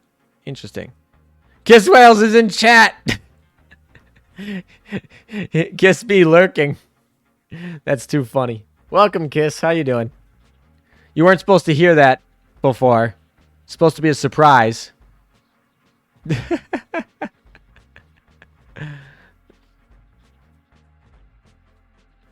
Other than oil, it wouldn't be too bad. That's what auto search is for.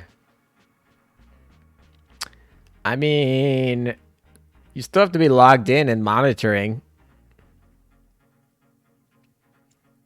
I like that Lurk KMS Z23 you got going there.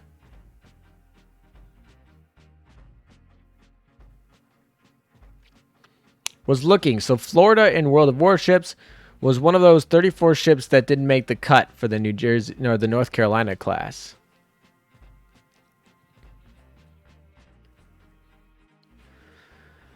Act surprised then. Yeah, you gotta kiss soon. You gotta fake it. You gotta fake it.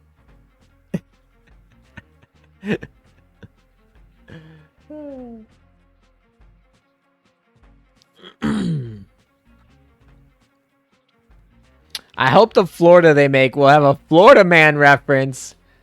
That would be pretty memey. I don't know if Manju sitting over there in Shanghai is aware of Florida Man memes. But if they are, or if they're listening, that would be pretty funny. Auto search and high efficiency consumable even. I just do other stuff with my phone or emulator. Just require a click every few minutes to grind away. It's gonna have a meth lab on the bridge. From PRs, I would rather see a Japanese Zao. The fires. Oh my.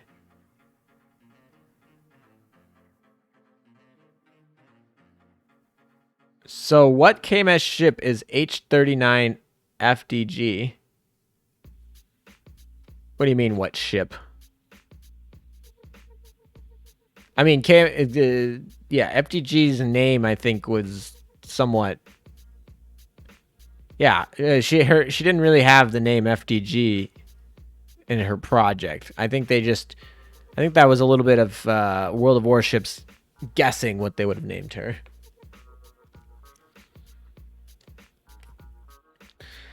You think with PR4 they'll do catch-ups with PR2 and 3? I think they'll probably move to catch-up in PR2. We're almost done to catch-up in PR1. We're almost done with everybody.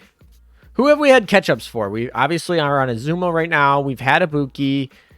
We've had St. Louis. We've had Neptune. Who are we missing? Did we have a Monarch catch-up yet? I don't remember. Are they adding any new ships to the Noshiro event or just Kasumi Retro? I assume they're adding 2 more. I mean, not confirmed yet. They'll tell us on Tuesday. But I assume they're adding 2 more. We've had Monarch as well. That makes everyone then. Yeah, Rune we had. I do remember. So Monarch was the only one I forgot. But yeah, so Zumo makes the last one, which will be perfect timing, by the way. Perfect timing for them to move to PR2 catch up right when they move to PR4. So I assume we're going to get PR2 catch up. Now, whether or not that means we're going to get the DR catch ups, that's a good question. I would assume at the very least we're going to get all the 4 PR ships from PR2 catch-ups before we get into the DR catch-ups. At the very least, that's my guess. But, I don't know.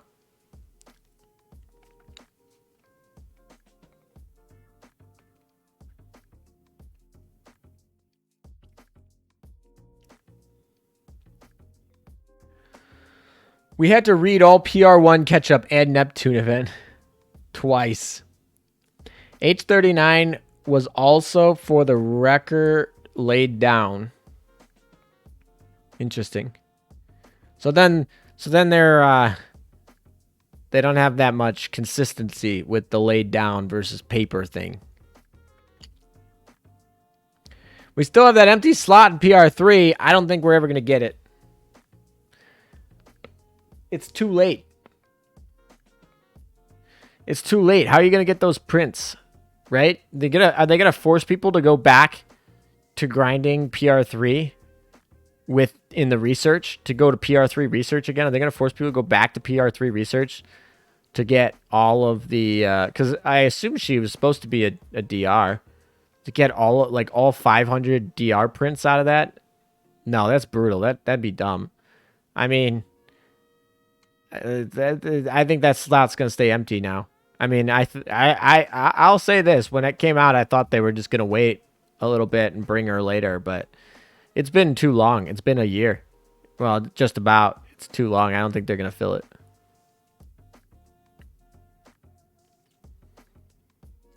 Yeah, it's way too long for them to bring a new one. It'd just be brutal, right? People would be mad about it. Especially if they bring it right around PR4. So they're like, oh yeah, here's all PR4 stuff. Also, by the way, go back and do PR3 for this one ship. Yeah, that'd be terrible. Terrible.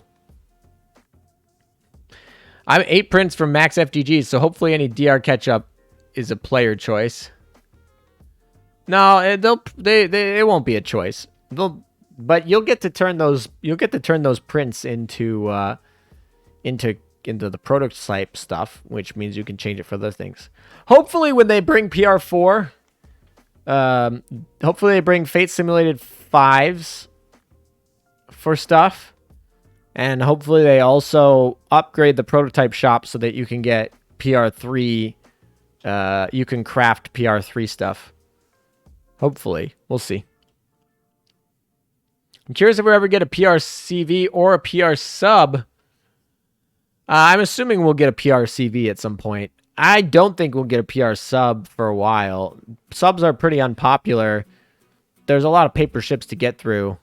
There aren't submarines in World of Warships really that are like paper ships that I know of. Not too much. I wouldn't think that we get a sub in PR.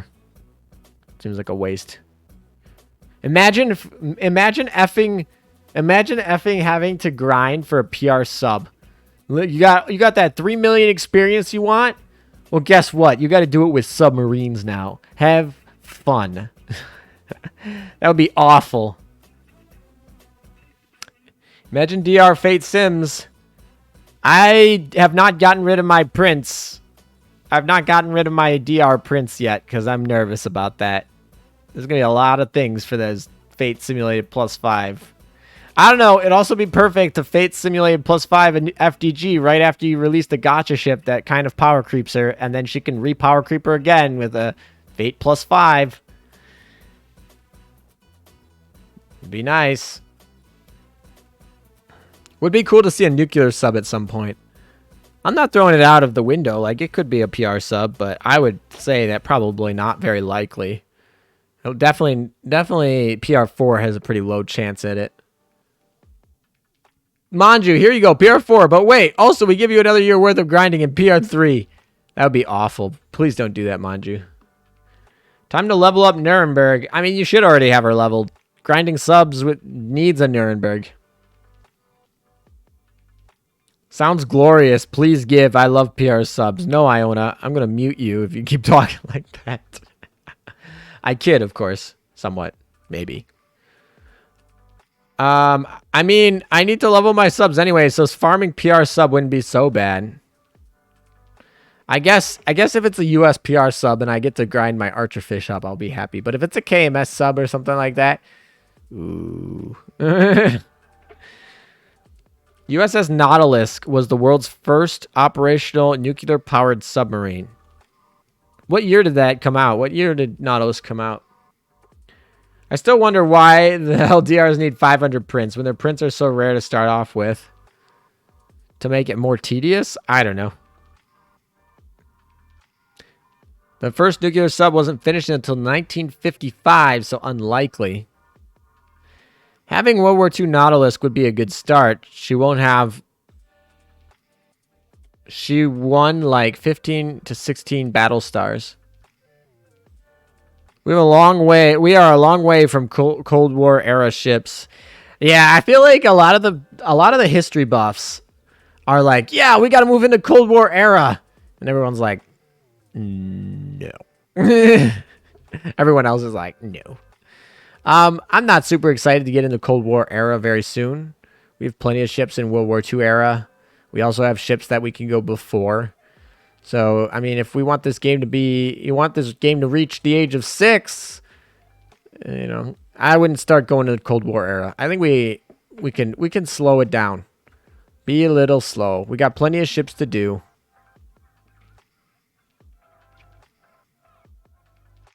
Then retrofit Nautilus to be a nuke. That would be kind of funny. Plus, Nautilus was a large sub, so having a non-lolly US sub would be really nice. Having her buffed by Archerfish would be cool.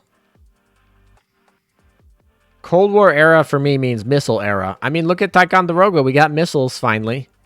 We're getting there. We'll get jets soon enough. Problem with Cold War era is it will be USN, Russians, and HMS. That's it. IJN and KMS just stopped existing. I mean, yes, that is true. They did not exist in the... they did not exist in the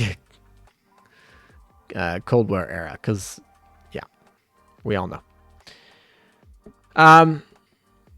Yeah, and the funny part about this is HMS and the USS are not the factions that are going to be low on ships. Like, we have hundreds of US ships left. Hundreds of HMS ships left. They could spend the whole next 2 years just giving us USS and HMS ships and be fine. Whereas, like, KMS has, like, 3 ships left. And IJN has a few left. IJN has a few left, but certainly much less than the other two I mentioned. The France has a good chunk of ships left. France still can get ships left. I'm trying to think. Italians can probably go for another 1 or 2 more events. Need another HMS event. Yes, we do. I would assume that we'd get one soon. I assume that one of the next 3 major events is going to be HMS. We're probably going to have another major event over the summer, another major event late summer, early fall, and then probably another major event in late October, early November. I think, without a doubt, one of those 3 is going to be an HMS one. I think. I would be shocked if one of those 3 wasn't. I think it's most likely we get the one over the summer, but it also, they could wait on that one. And they could do a French one and then do the HMS in October. And I think August, September, we're going to get the IGN. But it could be an HMS if they want to give us a UR or something. They want to give us like a UR HMS ship. To be fair, 90% of the USS ships left are Fletcher-class destroyers. No, they have so many carriers, and they probably have more battleships. They have a ton of battleships. They probably have the most battleships left of any faction. I don't know. HMS has a lot too, but they probably have a lot. US has a lot of really powerful battleships left. USS has so many carriers left. I mean, yes, they have tons of Fletchers left. But they have other stuff too. French IJN the HMS. HMS. That would be my guess. That could happen. Or it could be HMS IJN French. Or you know, they could, if they want to give us, like I said, if they want to give us an HMS UR, they could do that during the anniversary as well. So there are 24 completed Essex class. They have Plan 32, and we have 5. Gives us 19 real Essex classes plus an additional potential for 8 paper ships of carriers alone. 1 class left. There are so many US ships. And Casablanca has like 50 sisters. Yeah, that's true. Those can be filler for every event. They could literally have like a Casablanca and Fletcher filler elite for every event for the rest of those 2 factions times, basically. And then, yeah, we have more cruisers to go through. Large cruisers like Alaska, Fiji. So many things in the U.S. faction to go. Last Lusty being a UR would be interesting. I really hope they don't do that. I really hope that they don't give... I don't know. It would feel really weird to me if you're like Lusty and Formidable are SRs, but Indomitable is a UR. Or it'd be really weird to me if you have all these like King George V battleships that are SRs and then you get a UR. I really don't like that, honestly. Yeah, I'm not a fan.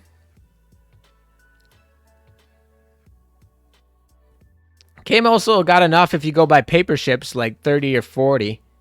I mean, they've already shown that they're willing to put paper ships in the gacha with Heinrich to make KMS events, which they will most likely have to do for the next one, unless they want to do 3 Z ships and then literally the 3 last ships that they have. Then that means 1 KMS event left for the entire history of Azure Lane. And then, of course, PRs, they'll have PRs. I don't know. KMS is a little struggling. But they could also always go with German Empire ships. So they could do like a German Empire ship event. Or maybe just a mini event with a couple of them. That might tie off the starvation that KMS feels. KMS will be like, hey, we don't have an event. And they'll be like, here's your mini event for your like dumb 1920s battle cruiser. Now shut up for a year. Then we'll have a real event later.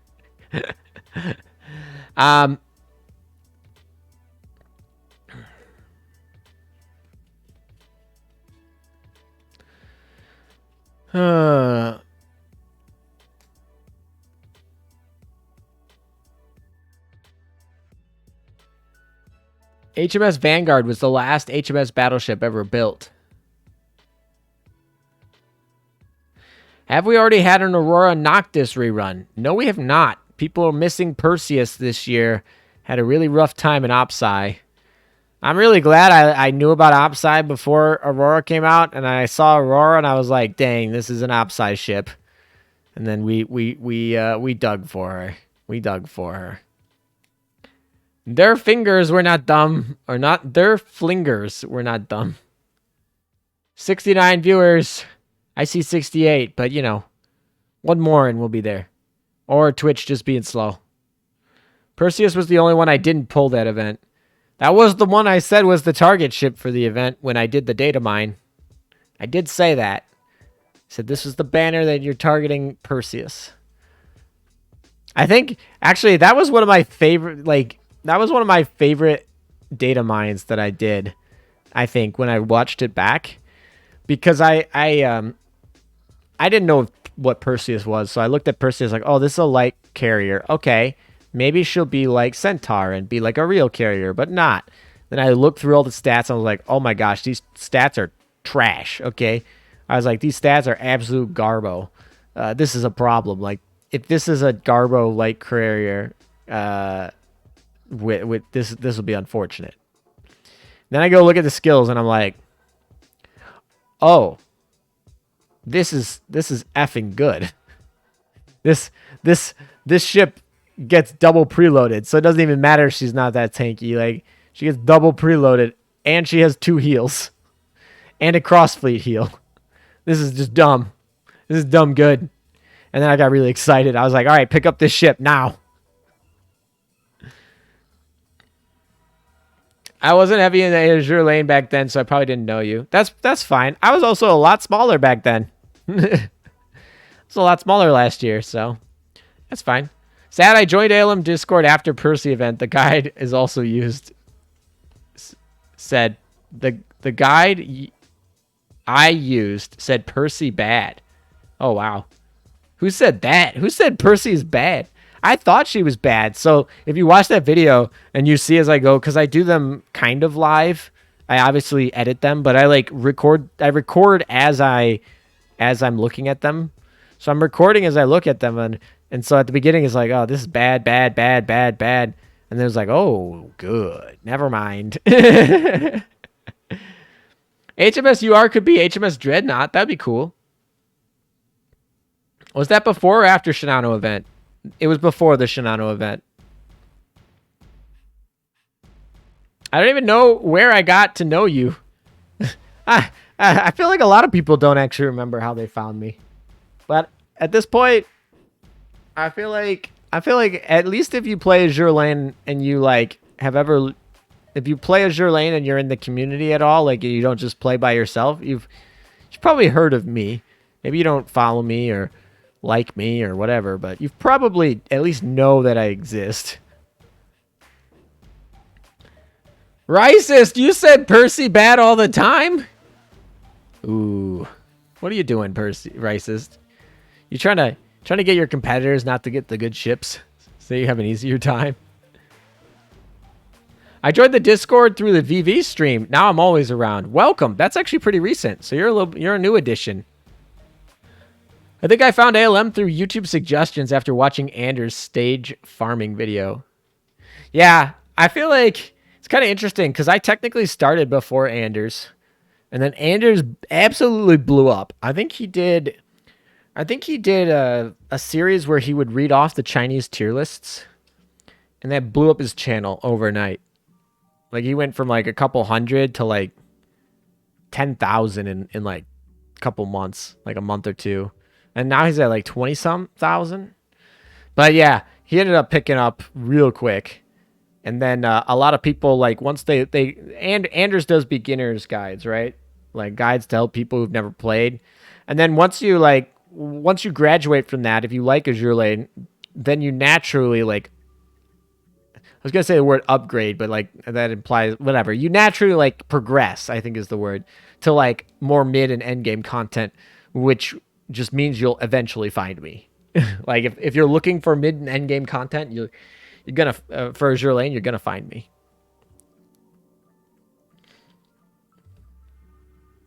Just 3C called her a mess ship. Ah. Okay. Saw your channel by chance, got interested because was playing was still new. Well, sometimes the YouTube algorithm does me good. A lot of times it does me dirty, but sometimes it does me good. So we'll take those. Just Ander was the first AL YouTuber I watched, then I found ALM. Yeah, I assume a lot of people did that because the algorithm pushes Ander to a lot of new players because he has stuff that's more beginner friendly, and that makes sense. And then eventually the ones that stick around end up finding me.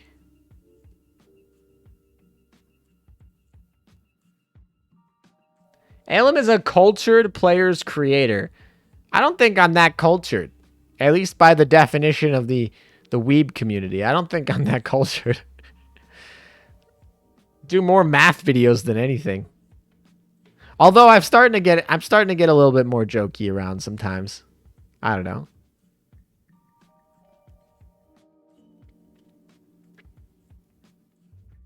Started off with just 3C, then got you suggested Ander. I mean, to be fair, I started off with just 3C. I started off with just 3C and Hawk before, because I was playing Azure Lane for almost a year before I made any content for it. And also, like, I didn't even start at the beta. So Hawk and just 3C, I'm pretty sure we're making content right out of beta. And then that's what when I started learning to play, like, those who I watched. Then I found my guild, and then I kind of got off of YouTube for a little bit because my guild was giving me info, and then no one had any PvP info, so then I made a channel to do PvP info, and then it kind of just grew into doing more advanced endgame info, and now it's just kind of info in general, and maybe one day we'll do something other than Azure Lane. I guess technically I've done Genshin Impact and Among Us, so I don't know. I don't know if that counts. Does that count as other than Azure Lane?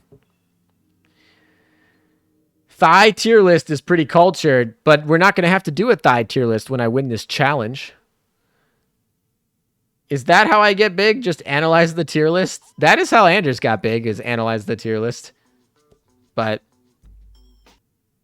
I got big on my meta-analysis videos. Really, that was probably what I did that did pretty well for me.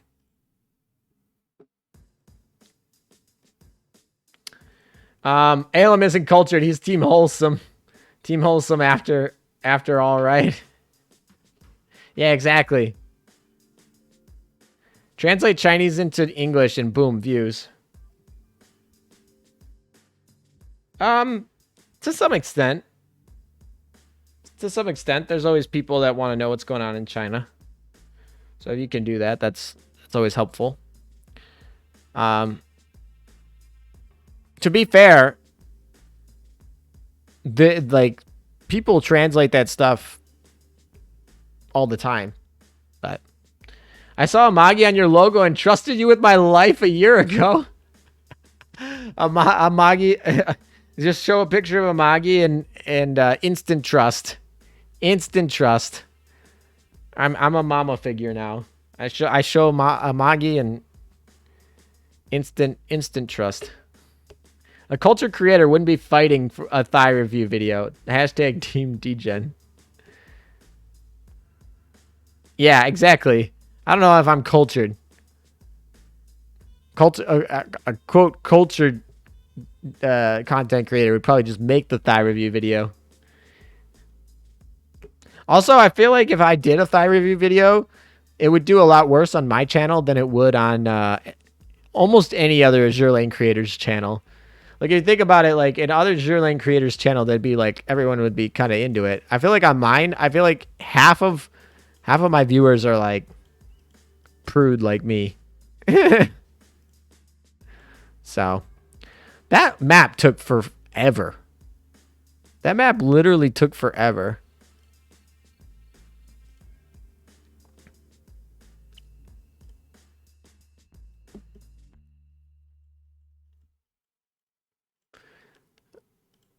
This one hopefully will be a little bit shorter. Literally, it took so long. That map took so long that the request recon went back down to 0 in the time that it took to do that whole map. That's kind of crazy. I found you by Nick Lasso. Nick Lasso, that's interesting. Was it from a collab that we did? Or, I don't know. Nick's a cool dude. He's pretty much dead in Azure Lane. Actually, he's dead for making content creation, but he might come back and do some World of Warship stuff. I'm not sure. Racist. I'll translate ECTL to Chinese. Definitely. Racist. Please take our tier list at ECTL and translate it to Chinese and then put it up on Bilibili. You'll blow up. Guaranteed. Maybe not in the way that you want, but you know. A super cultured creator would share their foot size. Yeah, see, I'm not a super cultured creator. All those questions about Alem's foot size is making me concerned. Hard concerned. Yeah. Yeah. I didn't know it started, but I refuse to let the meme die. That's a G-Man. Why G-Man started that, I don't know. I like getting to know new things and meta stuff, but I also appreciate a meme.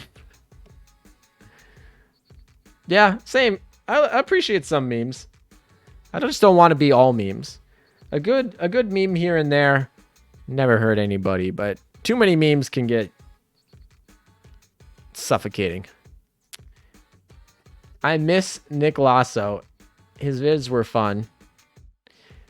Actually, so Nick Lasso always uses he always uses like a voice. He always uses the bot voice. So when I first contacted him about the about doing a collab, I was like, oh, we can set up a text to talk and we can always like, you know, we can work around that because we weren't gonna have our first collab together. It was not live. It was pre-recorded. So I was like, oh yeah, we can work around your botted voice like that. That's fine, no problem. And then he was just like, nah, I'll use my real voice, fam. It's like, oh, all right then, cool. Makes my job a lot easier.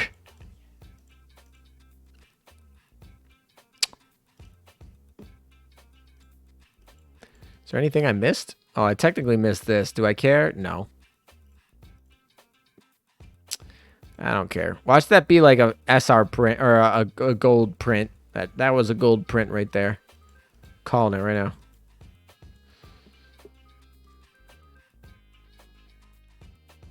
I don't care about AP. We'll spend it.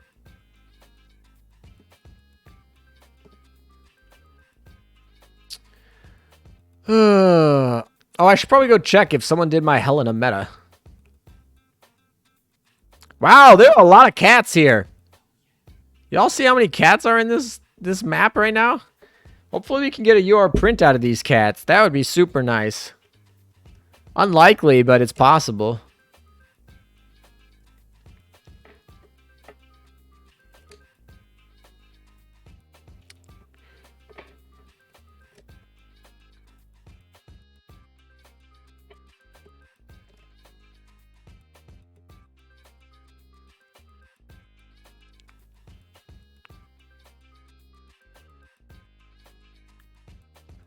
Just checked. Your most viewed... Yeah. Yeah, this is what we were joking around, Cross. If you look at my most viewed videos, number one is the Chinese censorship video. I'm actually happy that it's actually Azure Lane related. Number 2, 3, and up until like a couple weeks ago, number 4 were all Genshin Impact videos. And then 5 and down were Azure Lane. But even right now, 2, 3, and 5 are all Genshin Impact videos. So, yeah, we always like to joke that I'm not an Azure Lane content creator because my popular videos are Genshin Impact. That just shows you how much YouTube pushed Genshin Impact videos, right? I mean, technically, I guess I have an audience that should be correlated with Genshin Impact because they play gacha games, right? A lot of people that play Azure Lane played Genshin Impact too, right? That makes sense. But that just goes to show you how much YouTube pushed Genshin Impact videos. UR upgrade print, yes. UR BP, no. Why? Why AotN? Why? I mean, UR upgrade print's what I want. Petition to change Azure Lane meta to Genshin Impact meta. People have petitioned that already. That's not going to happen because I don't play Genshin Impact anymore. Oh, Upside! Okay, the Upside Beginner's Guide is definitely being pushed because the Upside Beginner's Guide was number 5 only like 2 weeks ago. When I checked last, it was number 4. Is it number 3 now? Dang! Let's go check. I guess I can go look. Should mute this and let's go. Yeah, it's number 3. Just hit 55K today, which brings it from 4th to 1st. It was literally under 50K like last month. So it picked up a lot of views. But yeah, so 245 are now 245 are now Genshin Impact. So Azure Lane officially has 1 and 3 now. So that's good. We can maybe be an Azure Lane channel now. If I can make another video that gets into the top 5 that's Azure Lane, then we can officially be back to being a Azure Lane channel again. Technically, that how I level ships video is close. It's the closest thing. It could have, if everyone in chat goes and watches on loop the how I level ships video, maybe it could get over that one and we can be an Azure Lane channel again. But yeah. Arones! See ya! See ya, my dude. Oh, no, you're not going, Aaron. Yamato-chan's going. He's got to go because it's early in the morning for you and you can't wait for the next stream. Well, I'll be around tomorrow. Tomorrow's going to be a really short one because me and the gal are doing stuff tomorrow. So she told me I got to be short. She told me I gotta make it snappy. So we're gonna get in, do our exercises, and get out. And then Sunday, I will be gone all day. Going to celebrate Father's Day, so I'll be gone all day. But I will be back at like right before reset to do the finale, and that will be on YouTube. You can go and check youtube.com/AzureLaneMeta/live. And it's up there right now. It'll just take you to the landing page, and then you just you set your reminder, and don't be late because you might miss it.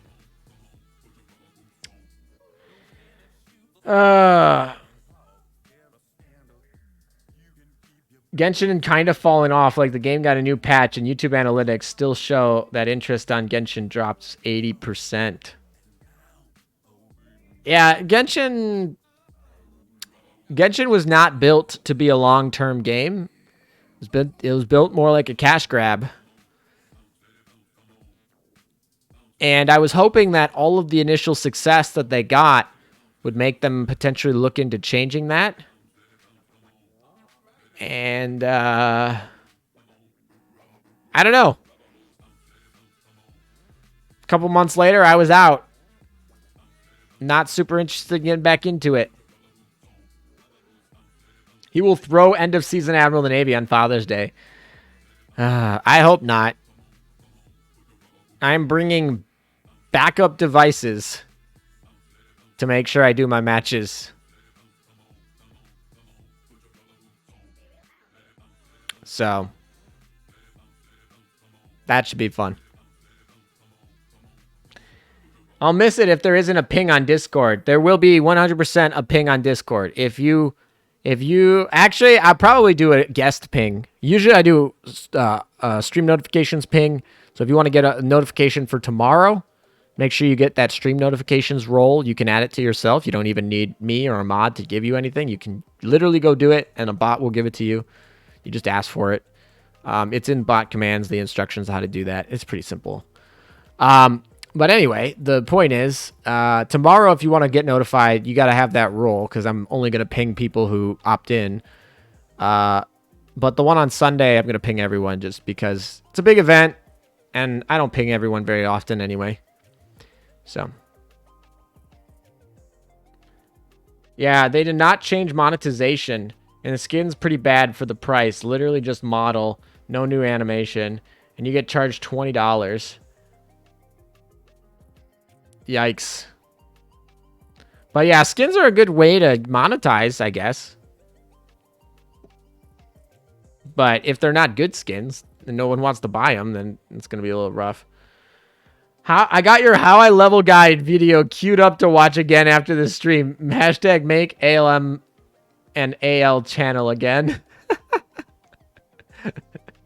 Well, yeah, so if that video gets 5th, then technically I'll have my first, 3rd, and 5th videos Azure Lane, and my 2nd, 4th, and 6th videos Genshin Impact. That would mean I would be an Azure Lane channel again.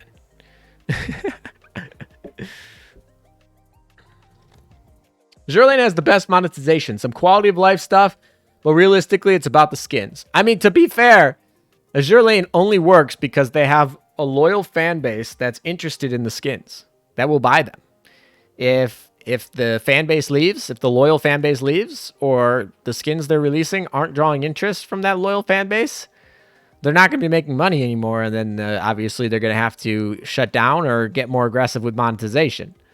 So as long as the whales keep buying the skins, it's going to be a good time for us all. Good time for the devs, good time for us free-to-play players. And hopefully the whales have disposable income, so it's not a problem that they're spending. And hopefully they're enjoying what they buy, so they're getting enjoyment out of their spending. So it's a win-win-win. Arknights is also well done. Yeah, I mean, Arknights is also done by Yostar. So, you know, good sense. That's why I'm excited for Blue Archive. I assume Yostar will pick up Blue Archive for the global. I'm excited for that, so we'll see. No one helped me. No one wants Helena meta today. Come on. No one wants... Why do I have I have like one random boss left. I guess we'll just auto this.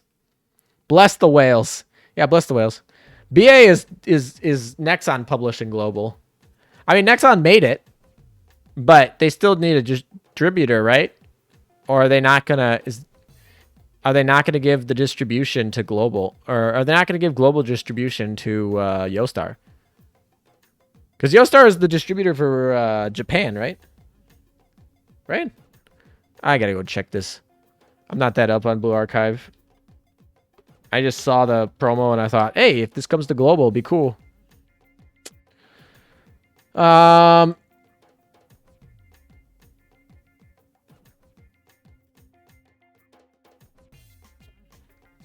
Today, publisher Nexon announced it will release a mobile RPG Blue Archive on global market. This excludes Japan and Korea, where the game has already been published by Yostar.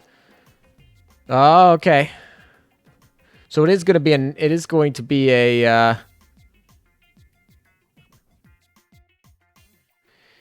published by Nexon, not by Yostar? Or is it going to be published by Yostar?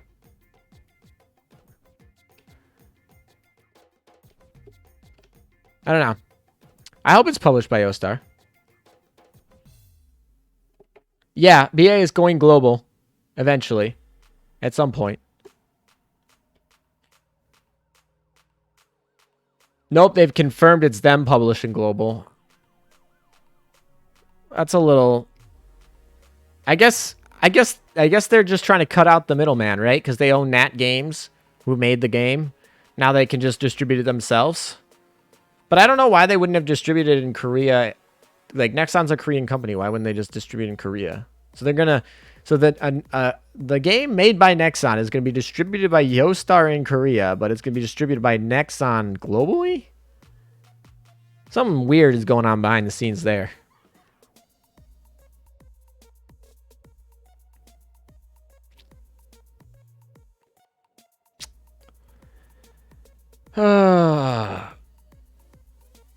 BA going global based. Nexon. Why does anyone want to work with Nexon? I mean, like I said, I've said this time. I know Nexon has really bad reputation around the community, but I've only really dealt with them with 2 games, and both times I had positive experiences in my anecdotal experience. So, ooh, Tadler, nice hit. What is this? Hot. Hot. Nice. Nice fleet. Nice fleet, Tadler.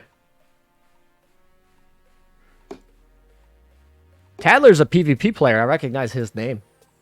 I recognize his name from the top rankings. All right, let's see. Who is going to get the highest damage ranking on my Helena here?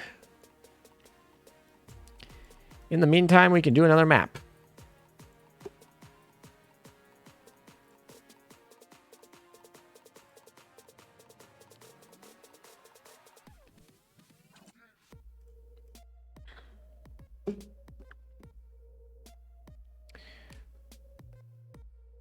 Maybe Nexon has an even worse rep in Korea than Europe.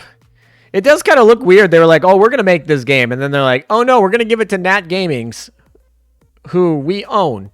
It's like, so you're still making the game, kind of. It'd be like if Disney was like, oh yeah, we're not going to make this movie anymore, but we're going to make Pixar make it. It's like, you own Pixar. Okay, whatever. Nexon owned the studio that developed BA along with Yostar. Yostar didn't develop the game. Yostar is a distributing company. They don't make games. They market them and distribute them.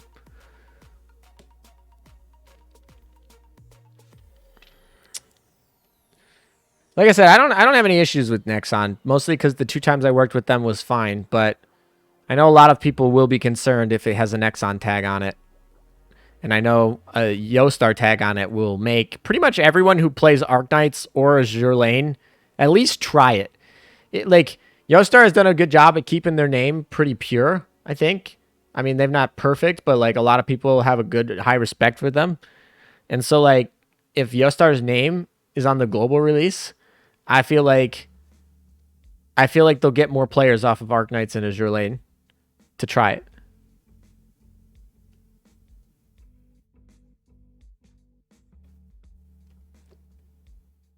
Yostar helped with the dev of BA too.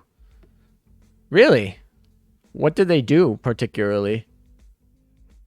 Also, can't wait for how Girls Frontline 2 going to turn out. End of the month, CN beta starts. Why are they going to Girls Frontline 2? I hate when gacha games go from version 1 to version 2. Unless there's a significant upgrade. Like, for example, Maple Story was a 2D game, and then they upgraded it to 3D for Maple Story 2. And then it's like, okay, well, that makes sense, because you got to change it. But I feel like most of the time, when you have like a gacha game, and then you go to second version of same gacha game, it's just like a really bad cash grab. It's like, oh, these guys spend all their money, and they have maxed out accounts now. Well, they're not going to spend any money anymore because they don't have maxed out accounts. Let's just start them over, and they have to do it all over again. I don't know. I really hate when games do that. It is significant. 2D to 3D and also different gameplay. All right.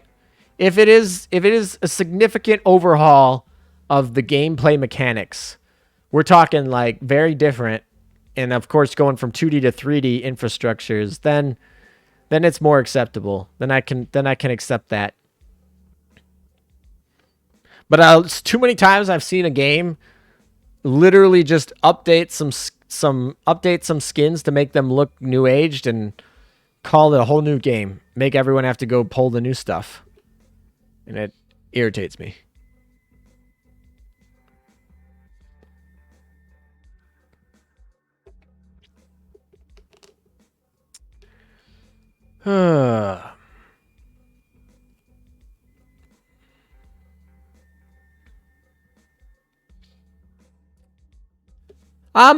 Yeah, so I'll probably still try Blue Archive, but we'll see.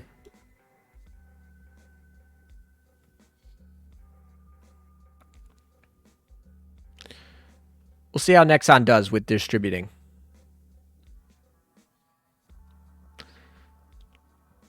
If Nexon, I mean, I don't know. We'll see how they do. Hopefully they make it free to play. Hopefully they're nice to their global community. Otherwise, we're just going to stick around here. Continue just doing Azure Lane. No problem for me. That is sadly the experience for most games that aren't gacha games anymore, too. Yeah, well, unfortunately, gacha games made a lot of money, and then every game that's not a gacha game became a gacha game. Remember when Madden wasn't a gacha game? I think it's so funny that Madden and like FIFA and like all those sports games just became gacha games like overnight. You pay $60 for the game, then you got to pay a monthly fee to play the game. I mean online, which is the only type of game that you'd ever play. Like, you don't play FIFA against not other players. And so you got to pay the connection fee and the service fee to hook up to their server every month. And then oh, by the way, you don't get all the characters that you want. You have to buy these packs so that you can get these cards to play. So you spend all this money on basically a gotcha system, and then a year's gone by. We're no longer supporting this game. You gotta buy FIFA next year. You gotta buy the next FIFA for the next year. Yeah, that is a cash cow, and pretty much why I haven't played a sports console game in years. Such garbage. Whoever plays EA games needs to find a mental doctor. It's weird because I grew up on EA games and I haven't played an EA game in forever. It's literally because they're toxic. They will suck you dry. Am I missing something?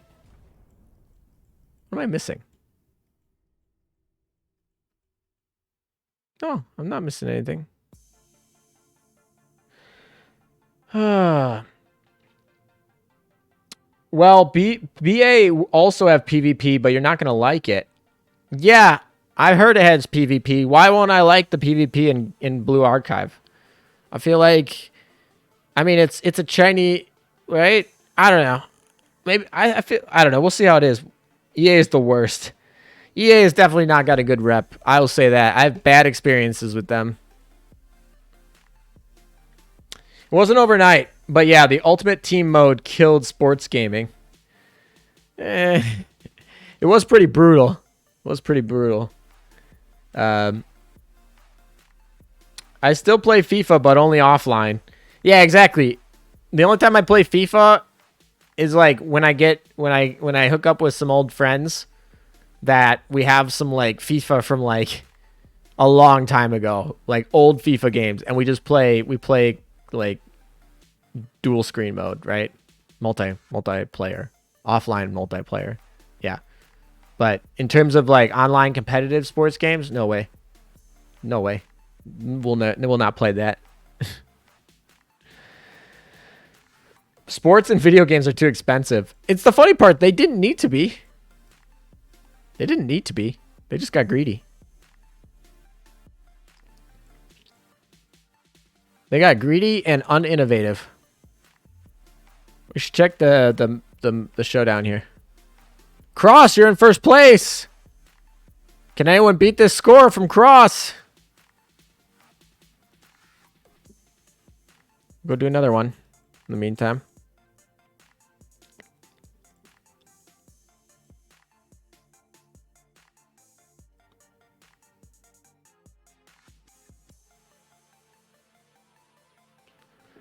Of course, I'm 1 AP short. NBA 2K20 is brutal as a money grab.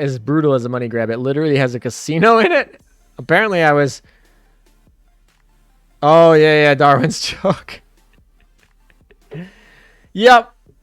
I mean, I feel like it always. I don't know. I'm never sure who's like actively watching my streams and trying and knows that I have them and is like trying to stall me, or whoever is just like playing strategy of just the regular strategy of stalling and going from there. But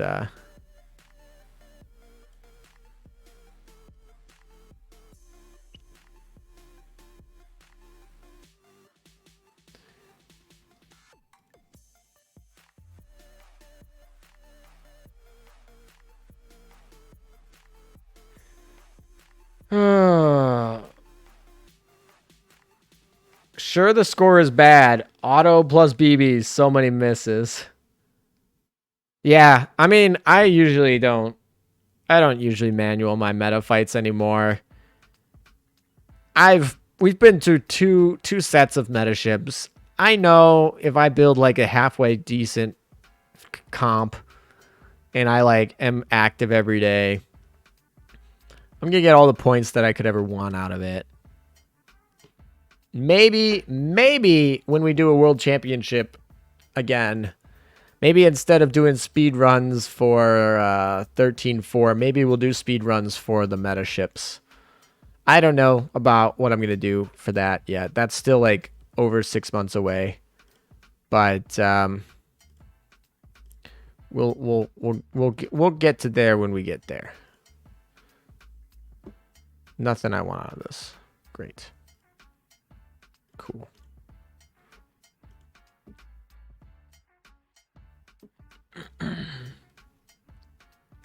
Welcome to Team DJ.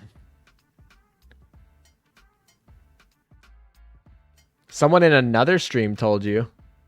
Who was the someone in the other stream? BA's PvP is purely pay to win with luck? That sounds awful. That sounds terrible. That sounds like a great way to not make me play. I feel like one of the reasons why I played Azure Lane is because the gacha was friendly enough and the free gems were friendly enough where I felt like I could very easily get a top ranked in PvP without paying anything. And I did. I've gotten numerous Admiral of the Navies without paying anything. And I even have an alt account. I've spent all my money on my main account now. I have an alt account that's still free to play. That one can still get Admiral of the Navy. So I think Azure Lane, like, if you're active, you can be a top PvP player. Seasonal meta competition. Maybe. Those competitions take a lot of work to put together. And although the people who play in them are really excited about them and they're a lot of fun, there's not a lot of people outside of that really enjoy them. So right now, based on the work and the enjoyment load of other people, is probably once a year. But maybe if they pick up, we'll go into more often. We'll see. We'll see. That's a to be determined thing. Choose Team DGen or playing EA Sports for games forever. I mean, if the games are paid for, it's not like EA makes bad games, right?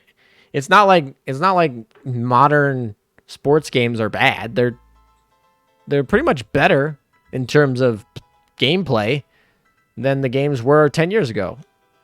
But as long as, so playing them's not the problem. I would enjoy playing them. It's paying for them that's the problem. BA's PvP is purely pay to win with luck. This sounds like Nexon. Oh boy.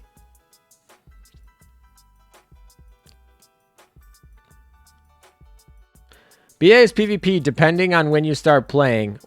When starting few days after release, I'm still top 10, even fully free to play.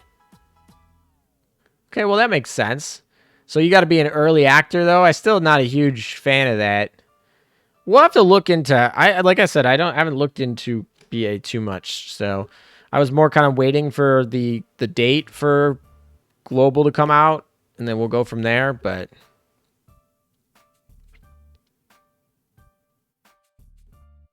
if you are free to play, you have to reroll until you get Hibuki, the god of backline tier 0 characters that I missed. Every bracket, I have 15k players. All right, let me look at this Hibuki person. Hibuki Blue Archive. Is there like anything on her? Do we have anything on her? Oh, we already have a fandom for it. All right, I don't know how the game mechanics work. I should probably show this to you guys so you can see what I'm looking at. Otherwise, this is awkward. Come on, you can do this. All these different tabs. All right, there we go. Let's look at the same things together. I don't want to do this school. Thank you. Okay. Now, time for you guys to see what I'm looking at. Here we go. Nezuki Hibiki. She wields a mortar launcher. Interesting. She's a 3-star. I don't know what the star rating is. I assume 3-star, though, is not that hard. Usually 3 stars are easier. I assume it goes up to 5-star. Oh, it's just... Okay, it's just that. All right.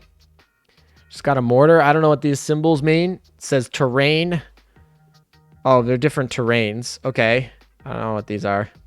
Explosion and heavy armor. That sounds powerful. But I don't know what it is. She's an attacker. She's a member of the engineering department. All right. Stats. We'll do main stats, other stats. We don't need that. That's not important, I don't think. Yeah, we don't care about these. I don't know what these stats mean. I don't know what's good. I've never played this game, never looked at it. Apparently, the ship is good in PvP in the other one. I assume this ship's like Enterprise. All right, do we have skills? Oh, they do have skills. All right, what are our skills? This looks good. This looks good. So she's basically just really high DPS, it looks like. Okay. I don't know. So I'm being... I don't know. Chat tells me this girl's good. Who else is good, chat?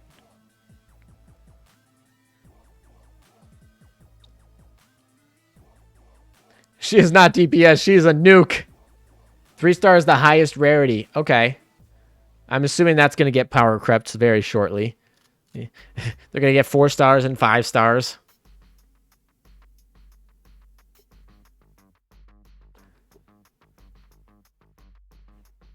Your UR is 1% in AL. 3 stars are 2.5.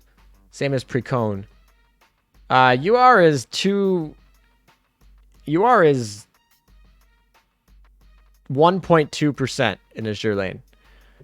With a they're 1.2% with a pity. BA, I assume that's 2.5%. 2.5%. Wait. This is a very important question. Is it 2.5% for a specific 3-star character? Or is it 2.5% chance to get all the 3-star characters in a pool and then you randomly get one? Because if it's 2.5% for the whole pool, to put in perspective, SRs in Azure Lane, the whole pool is 7%. So, I don't know. BA has an in-game stat that is called the social credit score. Oh, gosh, that's so funny. Kind of not, but kind of.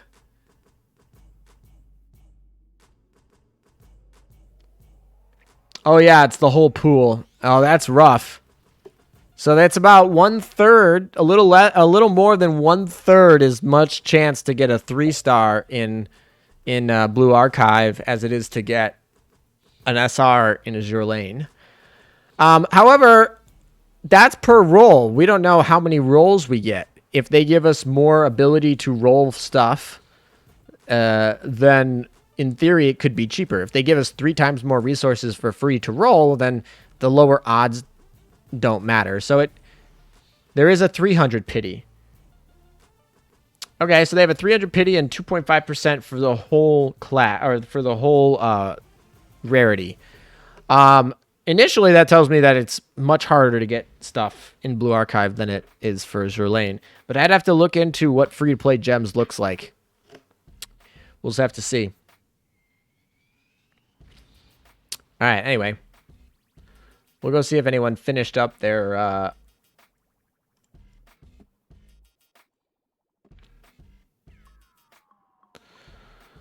finished up their stuff. Alrighty. Leaving the zone. Going back to Gibraltar.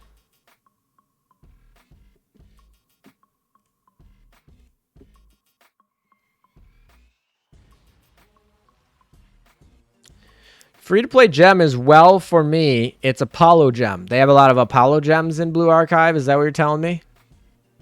To be fair, if you're playing right now, you're playing on the Japanese version.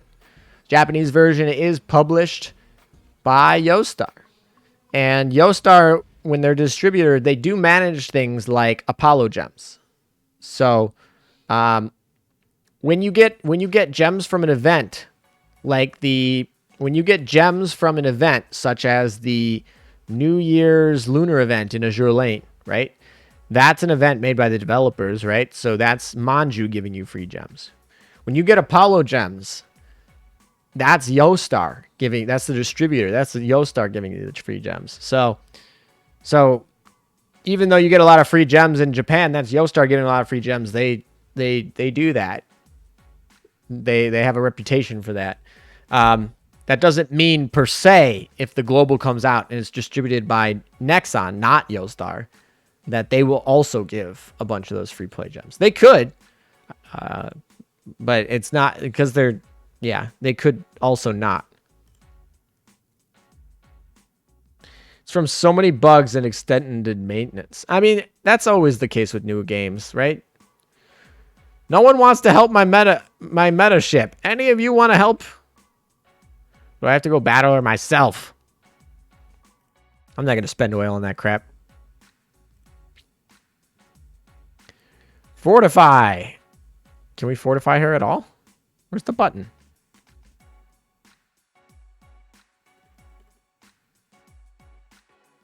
Oh, we've maxed out her firepower. Now we just need her reload to be more. That's it. Almost there. There we go. Now the exclamation mark indicator's gone.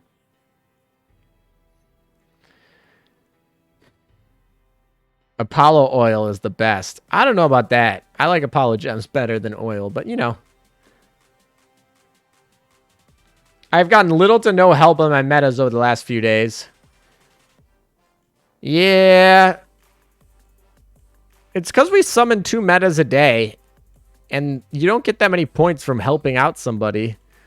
So, like, I don't know. I think they should limit it to 1 meta per day and then double the output for or double the rewards for hitting it. Because it's, like, weird when you have 2 metas per day. Whatever.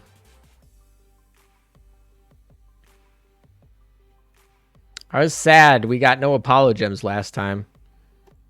Yeah, they're kind of dialing back on those. It's an older game, so it does make sense. But they are kind of dialing back on those.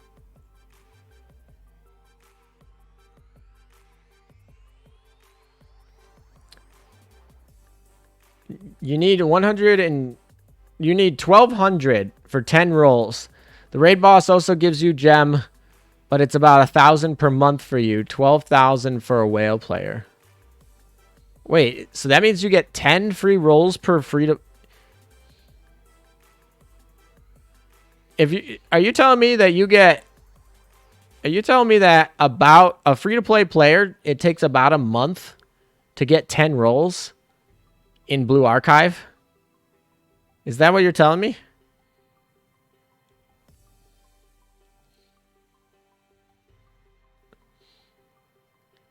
Remember when Yostar gave out Apollo gems? Peppa Farm remembers. I got Apollo meta sync points the other day. Yeah. They do that sometimes. Yeah, wow. That is all right. Let's do some quick maths. Quick maths with ALM time. All right, so you're telling me we get 10 rolls. We get 10 rolls of per month based on free to play budget. And also we have 2.5% to get any 3-star. Not the specific one that you want. Maybe you get a dupe, maybe you get some shitty one, but to get any 3-star combined 2.5. Okay. So what would that be? I mean, 975.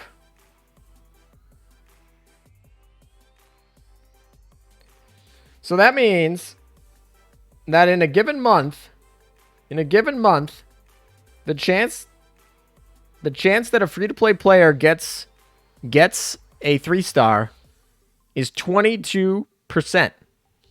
Okay? That means that you're gonna want 1 free-to-play 3-star per quarter, probably. That's really hard. That's really, really hard to do, right? I don't know how many 3-stars are. I don't know how fast meta shifts, but if you have a new event every 2 months, you're only going to pull like 1 3-star off of that event as a free player. I mean, I haven't researched into it, so this is just going on what chat tells me. I have no idea what it is. I'll probably do more research on it before, but that 22%. I don't know how much does how much does a brand new account give you? If it's 30 rolls for a month, then that's very different. 30 is different than 10. I thought you said 10. 30 rolls is a lot different. So if we want to do 30 rolls, that means the chance in a month that you get a 3-star is a little bit over 50%, okay? So that means every 2 months you'd be getting a 3-star on expected, more or less. So like that's still a little rough. Like, think about if you could only get an SR every 2 months, one SR every 2 months, that'd be a little bit rough. Unless you paid, that'd be pretty rough. So how many you get when you start off? What do you start? Like, if you re-roll the account,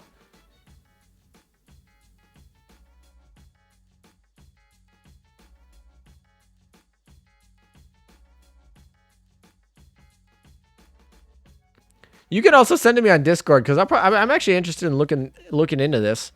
But if you can farm them, then it's different. Like if it's like, oh yeah, you got the gotcha, like, because Vanguard Zero, which is like Vanguard's online gotcha card game. Vanguard Zero has a gotcha game, but you can also craft cards with materials. So if you don't if you get them the gotcha, it's better for your life, right? You don't have to grind them. But if you don't get them the gotcha, you can technically like finish your deck by going and grinding them out. If it works something like that, then it's more acceptable to have a gotcha that's a little bit more punishing, because you can always fix it by grinding. Free 10 rolls with 1 guaranteed 3-star. So when you're a new player, you're guaranteed 1 3-star.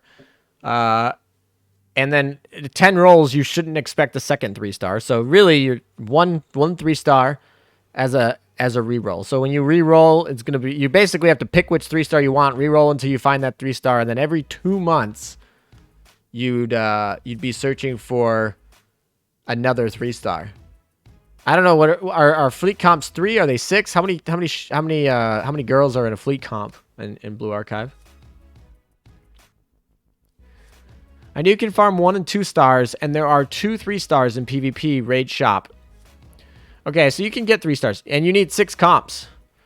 Okay, that's pretty rough.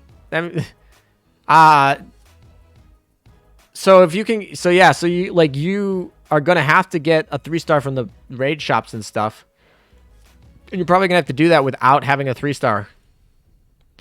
That's pretty hard.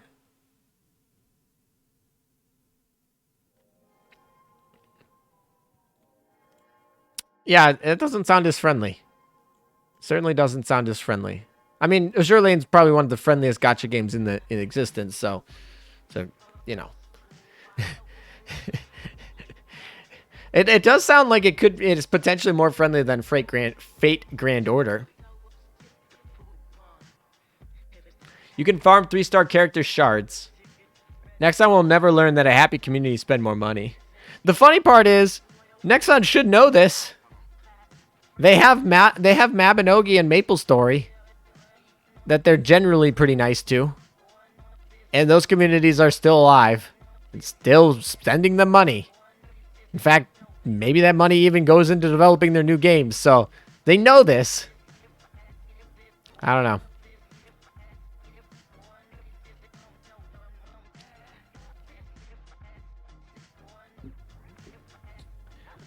I'll do a comprehensive check. So anyone who's really nervous about this Blue Archive thing, I'll do a comprehensive check at some point and give you numbers. But from what chat is telling me in an initial look, Blue Archive looks like it's going to be a little rough on the gacha. Maple Story 2, Peppa laugh. Maple Story 2 is a good game. And honestly, it wasn't that bad being a free-to-play player playing it. But also, it didn't make any money. And that's why I got shut down. So yeah, it's because basically what happened is none of the old MapleStory players that spent money on MapleStory, like they're like, oh yeah, we can use this same name. It's good intellectual property. It's a good trademark. Then they make a MapleStory 2. They didn't get any of all the old timers that love MapleStory like a cult. They went back to MapleStory after a little bit. All the new people were like, "Oh yeah, free to play game, pretty fun, whatever," and then it just didn't make any money. The whales went back to MapleStory, and all the free to play players, they weren't forced to pay, so they didn't.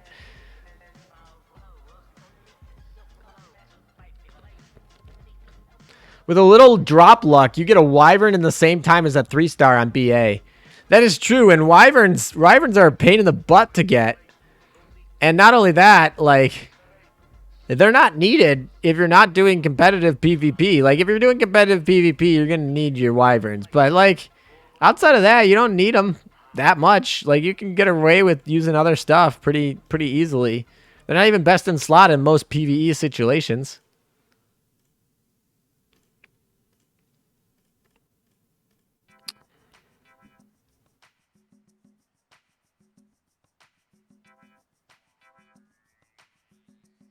Depends on your standpoint. Yes, rates are worse in Genshin than FGO, but Genshin guarantees you get a rate up. FGO, you could roll 1,000 times and not get the rate up.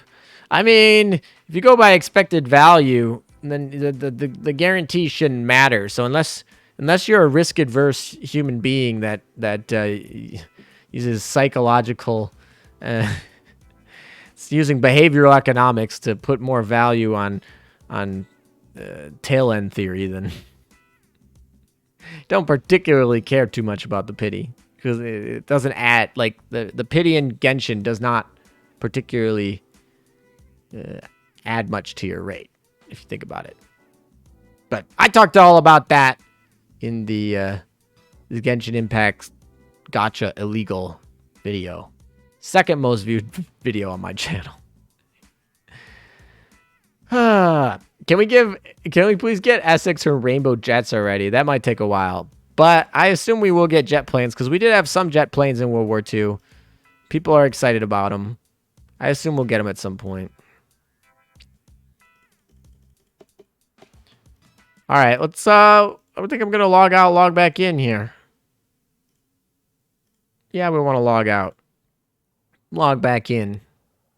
Anyone move in PvP today? Let's roll. No movers. We don't even have a. We have a neg. Not a neg one. Neg one. Neg one. Neg. Probably a neg two. I gotta check on this one. Neg one. Neg one. Neg one. Maybe a neg one or a neg two. That's real fun right there. That's real fun. Woo! Nothing like waiting for people to move so you don't get negative points. ME262 for KMS. It would be kind of fun if they gave it a skill that boosted KMS, so then Graf Zeppelin could use it better. The only thing is, I think all jet planes in World War II were land-based. Jet planes go burr.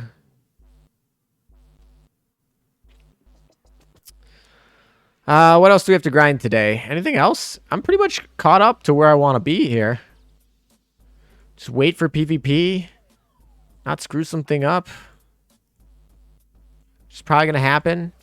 I'll be so mad if I go to Sunday and I'm in like 3rd place or 4th place or even 5th place, and then I drop an exercise. I'm gonna be like, no! I worked so hard to come back after my first miss attempt. Also, losing is embarrassing, and I don't want to lose on stream. In the list of your PvP enemies, you could see a Kasumi as secretary. I guess someone is leveling her too. I'm sure a lot of people. All right, we can go look. Let's go look at the PvP people and see who has Kasumi. We have a Kasumi. Archie has a Kasumi. That makes a lot of sense to me.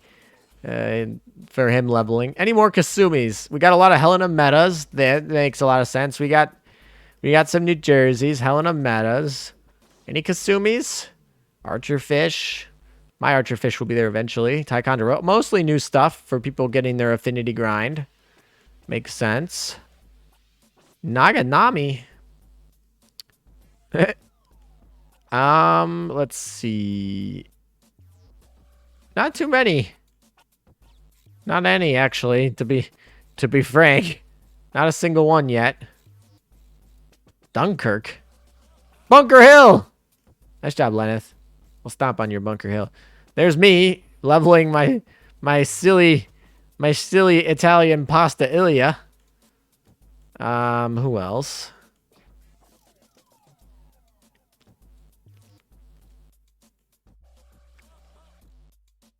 Hale's rocking his Rodney O skin right there.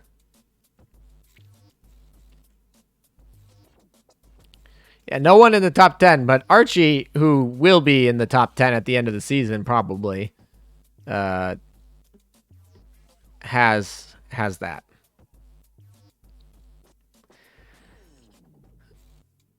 I'm sending my gem mask to your chat. Yeah, DM me that or something, and I will take a look at it after the stream.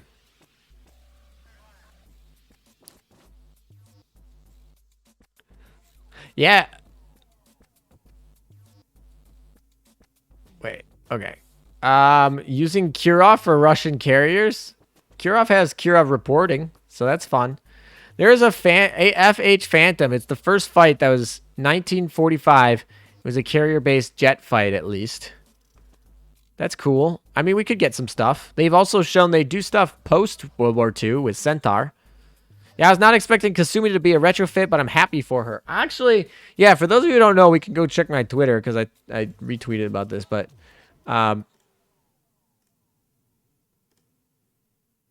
let's see. Okay, here we go. This skin looks pretty sick. I'm not going to lie. I really liked it. All right, so this is the new, so this is what I said. Elite Kasumi gets whatever retrofit. IGN Torp memes, watch out.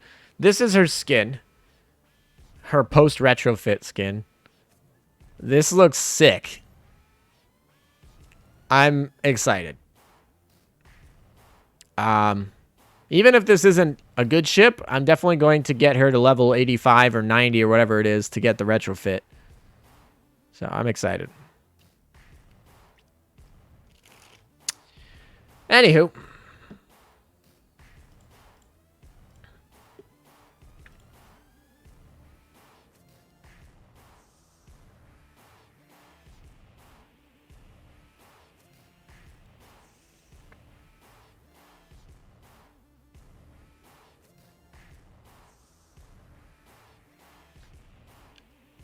I send my gems by blah, blah, blah. I still don't think you're going to be happy with the numbers, lol. Maybe. There's also Orion Fireball, which was odd U.S. fighter plane that used both prop and jet engine. It was impressive, but came into the war too late. It also carried 2 1K bombs, so that would be interesting. If they had a plane with 2 1K bombs that had faster flight speed and faster takeoff than anything we had, then woo, there we go. PvP meta, there's a new fighter for us. It's actually why I'm really concerned about upgrading my fighter jets, right? Or my fighters. They're not jets. My fighters right now, because I'm kind of like, oh no. Like if we go in and we take a look at the planes.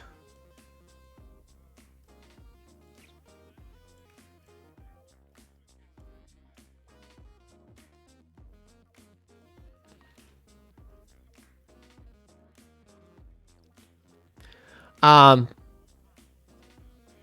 don't know. They could be power crept. Worry about plus 13 one of these bad boys just to get power crept. Because you don't want to really spend your prints too much on fighters. Of course, eventually, once you get all of your torpedo and dive bombers plus 13, then you can move into these. But you particularly don't want to do your fighters last. And so it's like, eh.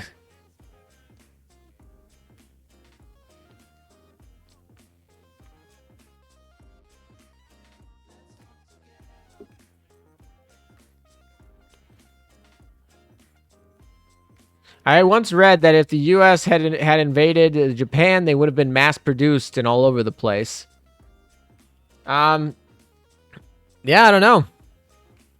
That's a lot of ifs. Aren't the pirate squad the best fighters for PvP because of the AA buff and reduction to aviation damage? Kind of. Not really, because this is 2 500-pound bombs, which is 380 damage because they're tier 0s. And then this is 2 1000s, which is 416. Fortunately, you 945 versus 953, you're a little bit faster, but that's not a big difference. But yeah, really, the difference right here, 5% AA for 8 seconds. That's not going to make a significant difference. I mean, it's technically good. I don't know. I really like yeah, the 3 planes that you would ever use is this one, and this one. Those are the 3. This little triangle, not the buffalo, but this triangle, not including the buffalo. Agers, well, good night, man. It's midnight 37, and it's hot. Damn, let's try and sleep. See ya, Agers. Thanks for tuning in. FAF also has a lot of variants that could be put in the game that would power creep the fighters, too. I think we get a power creep fighter I think we get a power creep fighter in the Gear Lab in the next year. So I'm really nervous about putting a plus 13 on one of these bad boys. But we'll see. Anywho, I think that's going to be it for me today. We've gone over 3 hours. I don't think anyone's going to move for hours. I don't think anyone's going to move until the end, the very end of the season at this point. So I'm not going to do it. I pretty much finished most of my grind. I think I've caught up to chat, at least in questions. So I think that's about where we should leave it.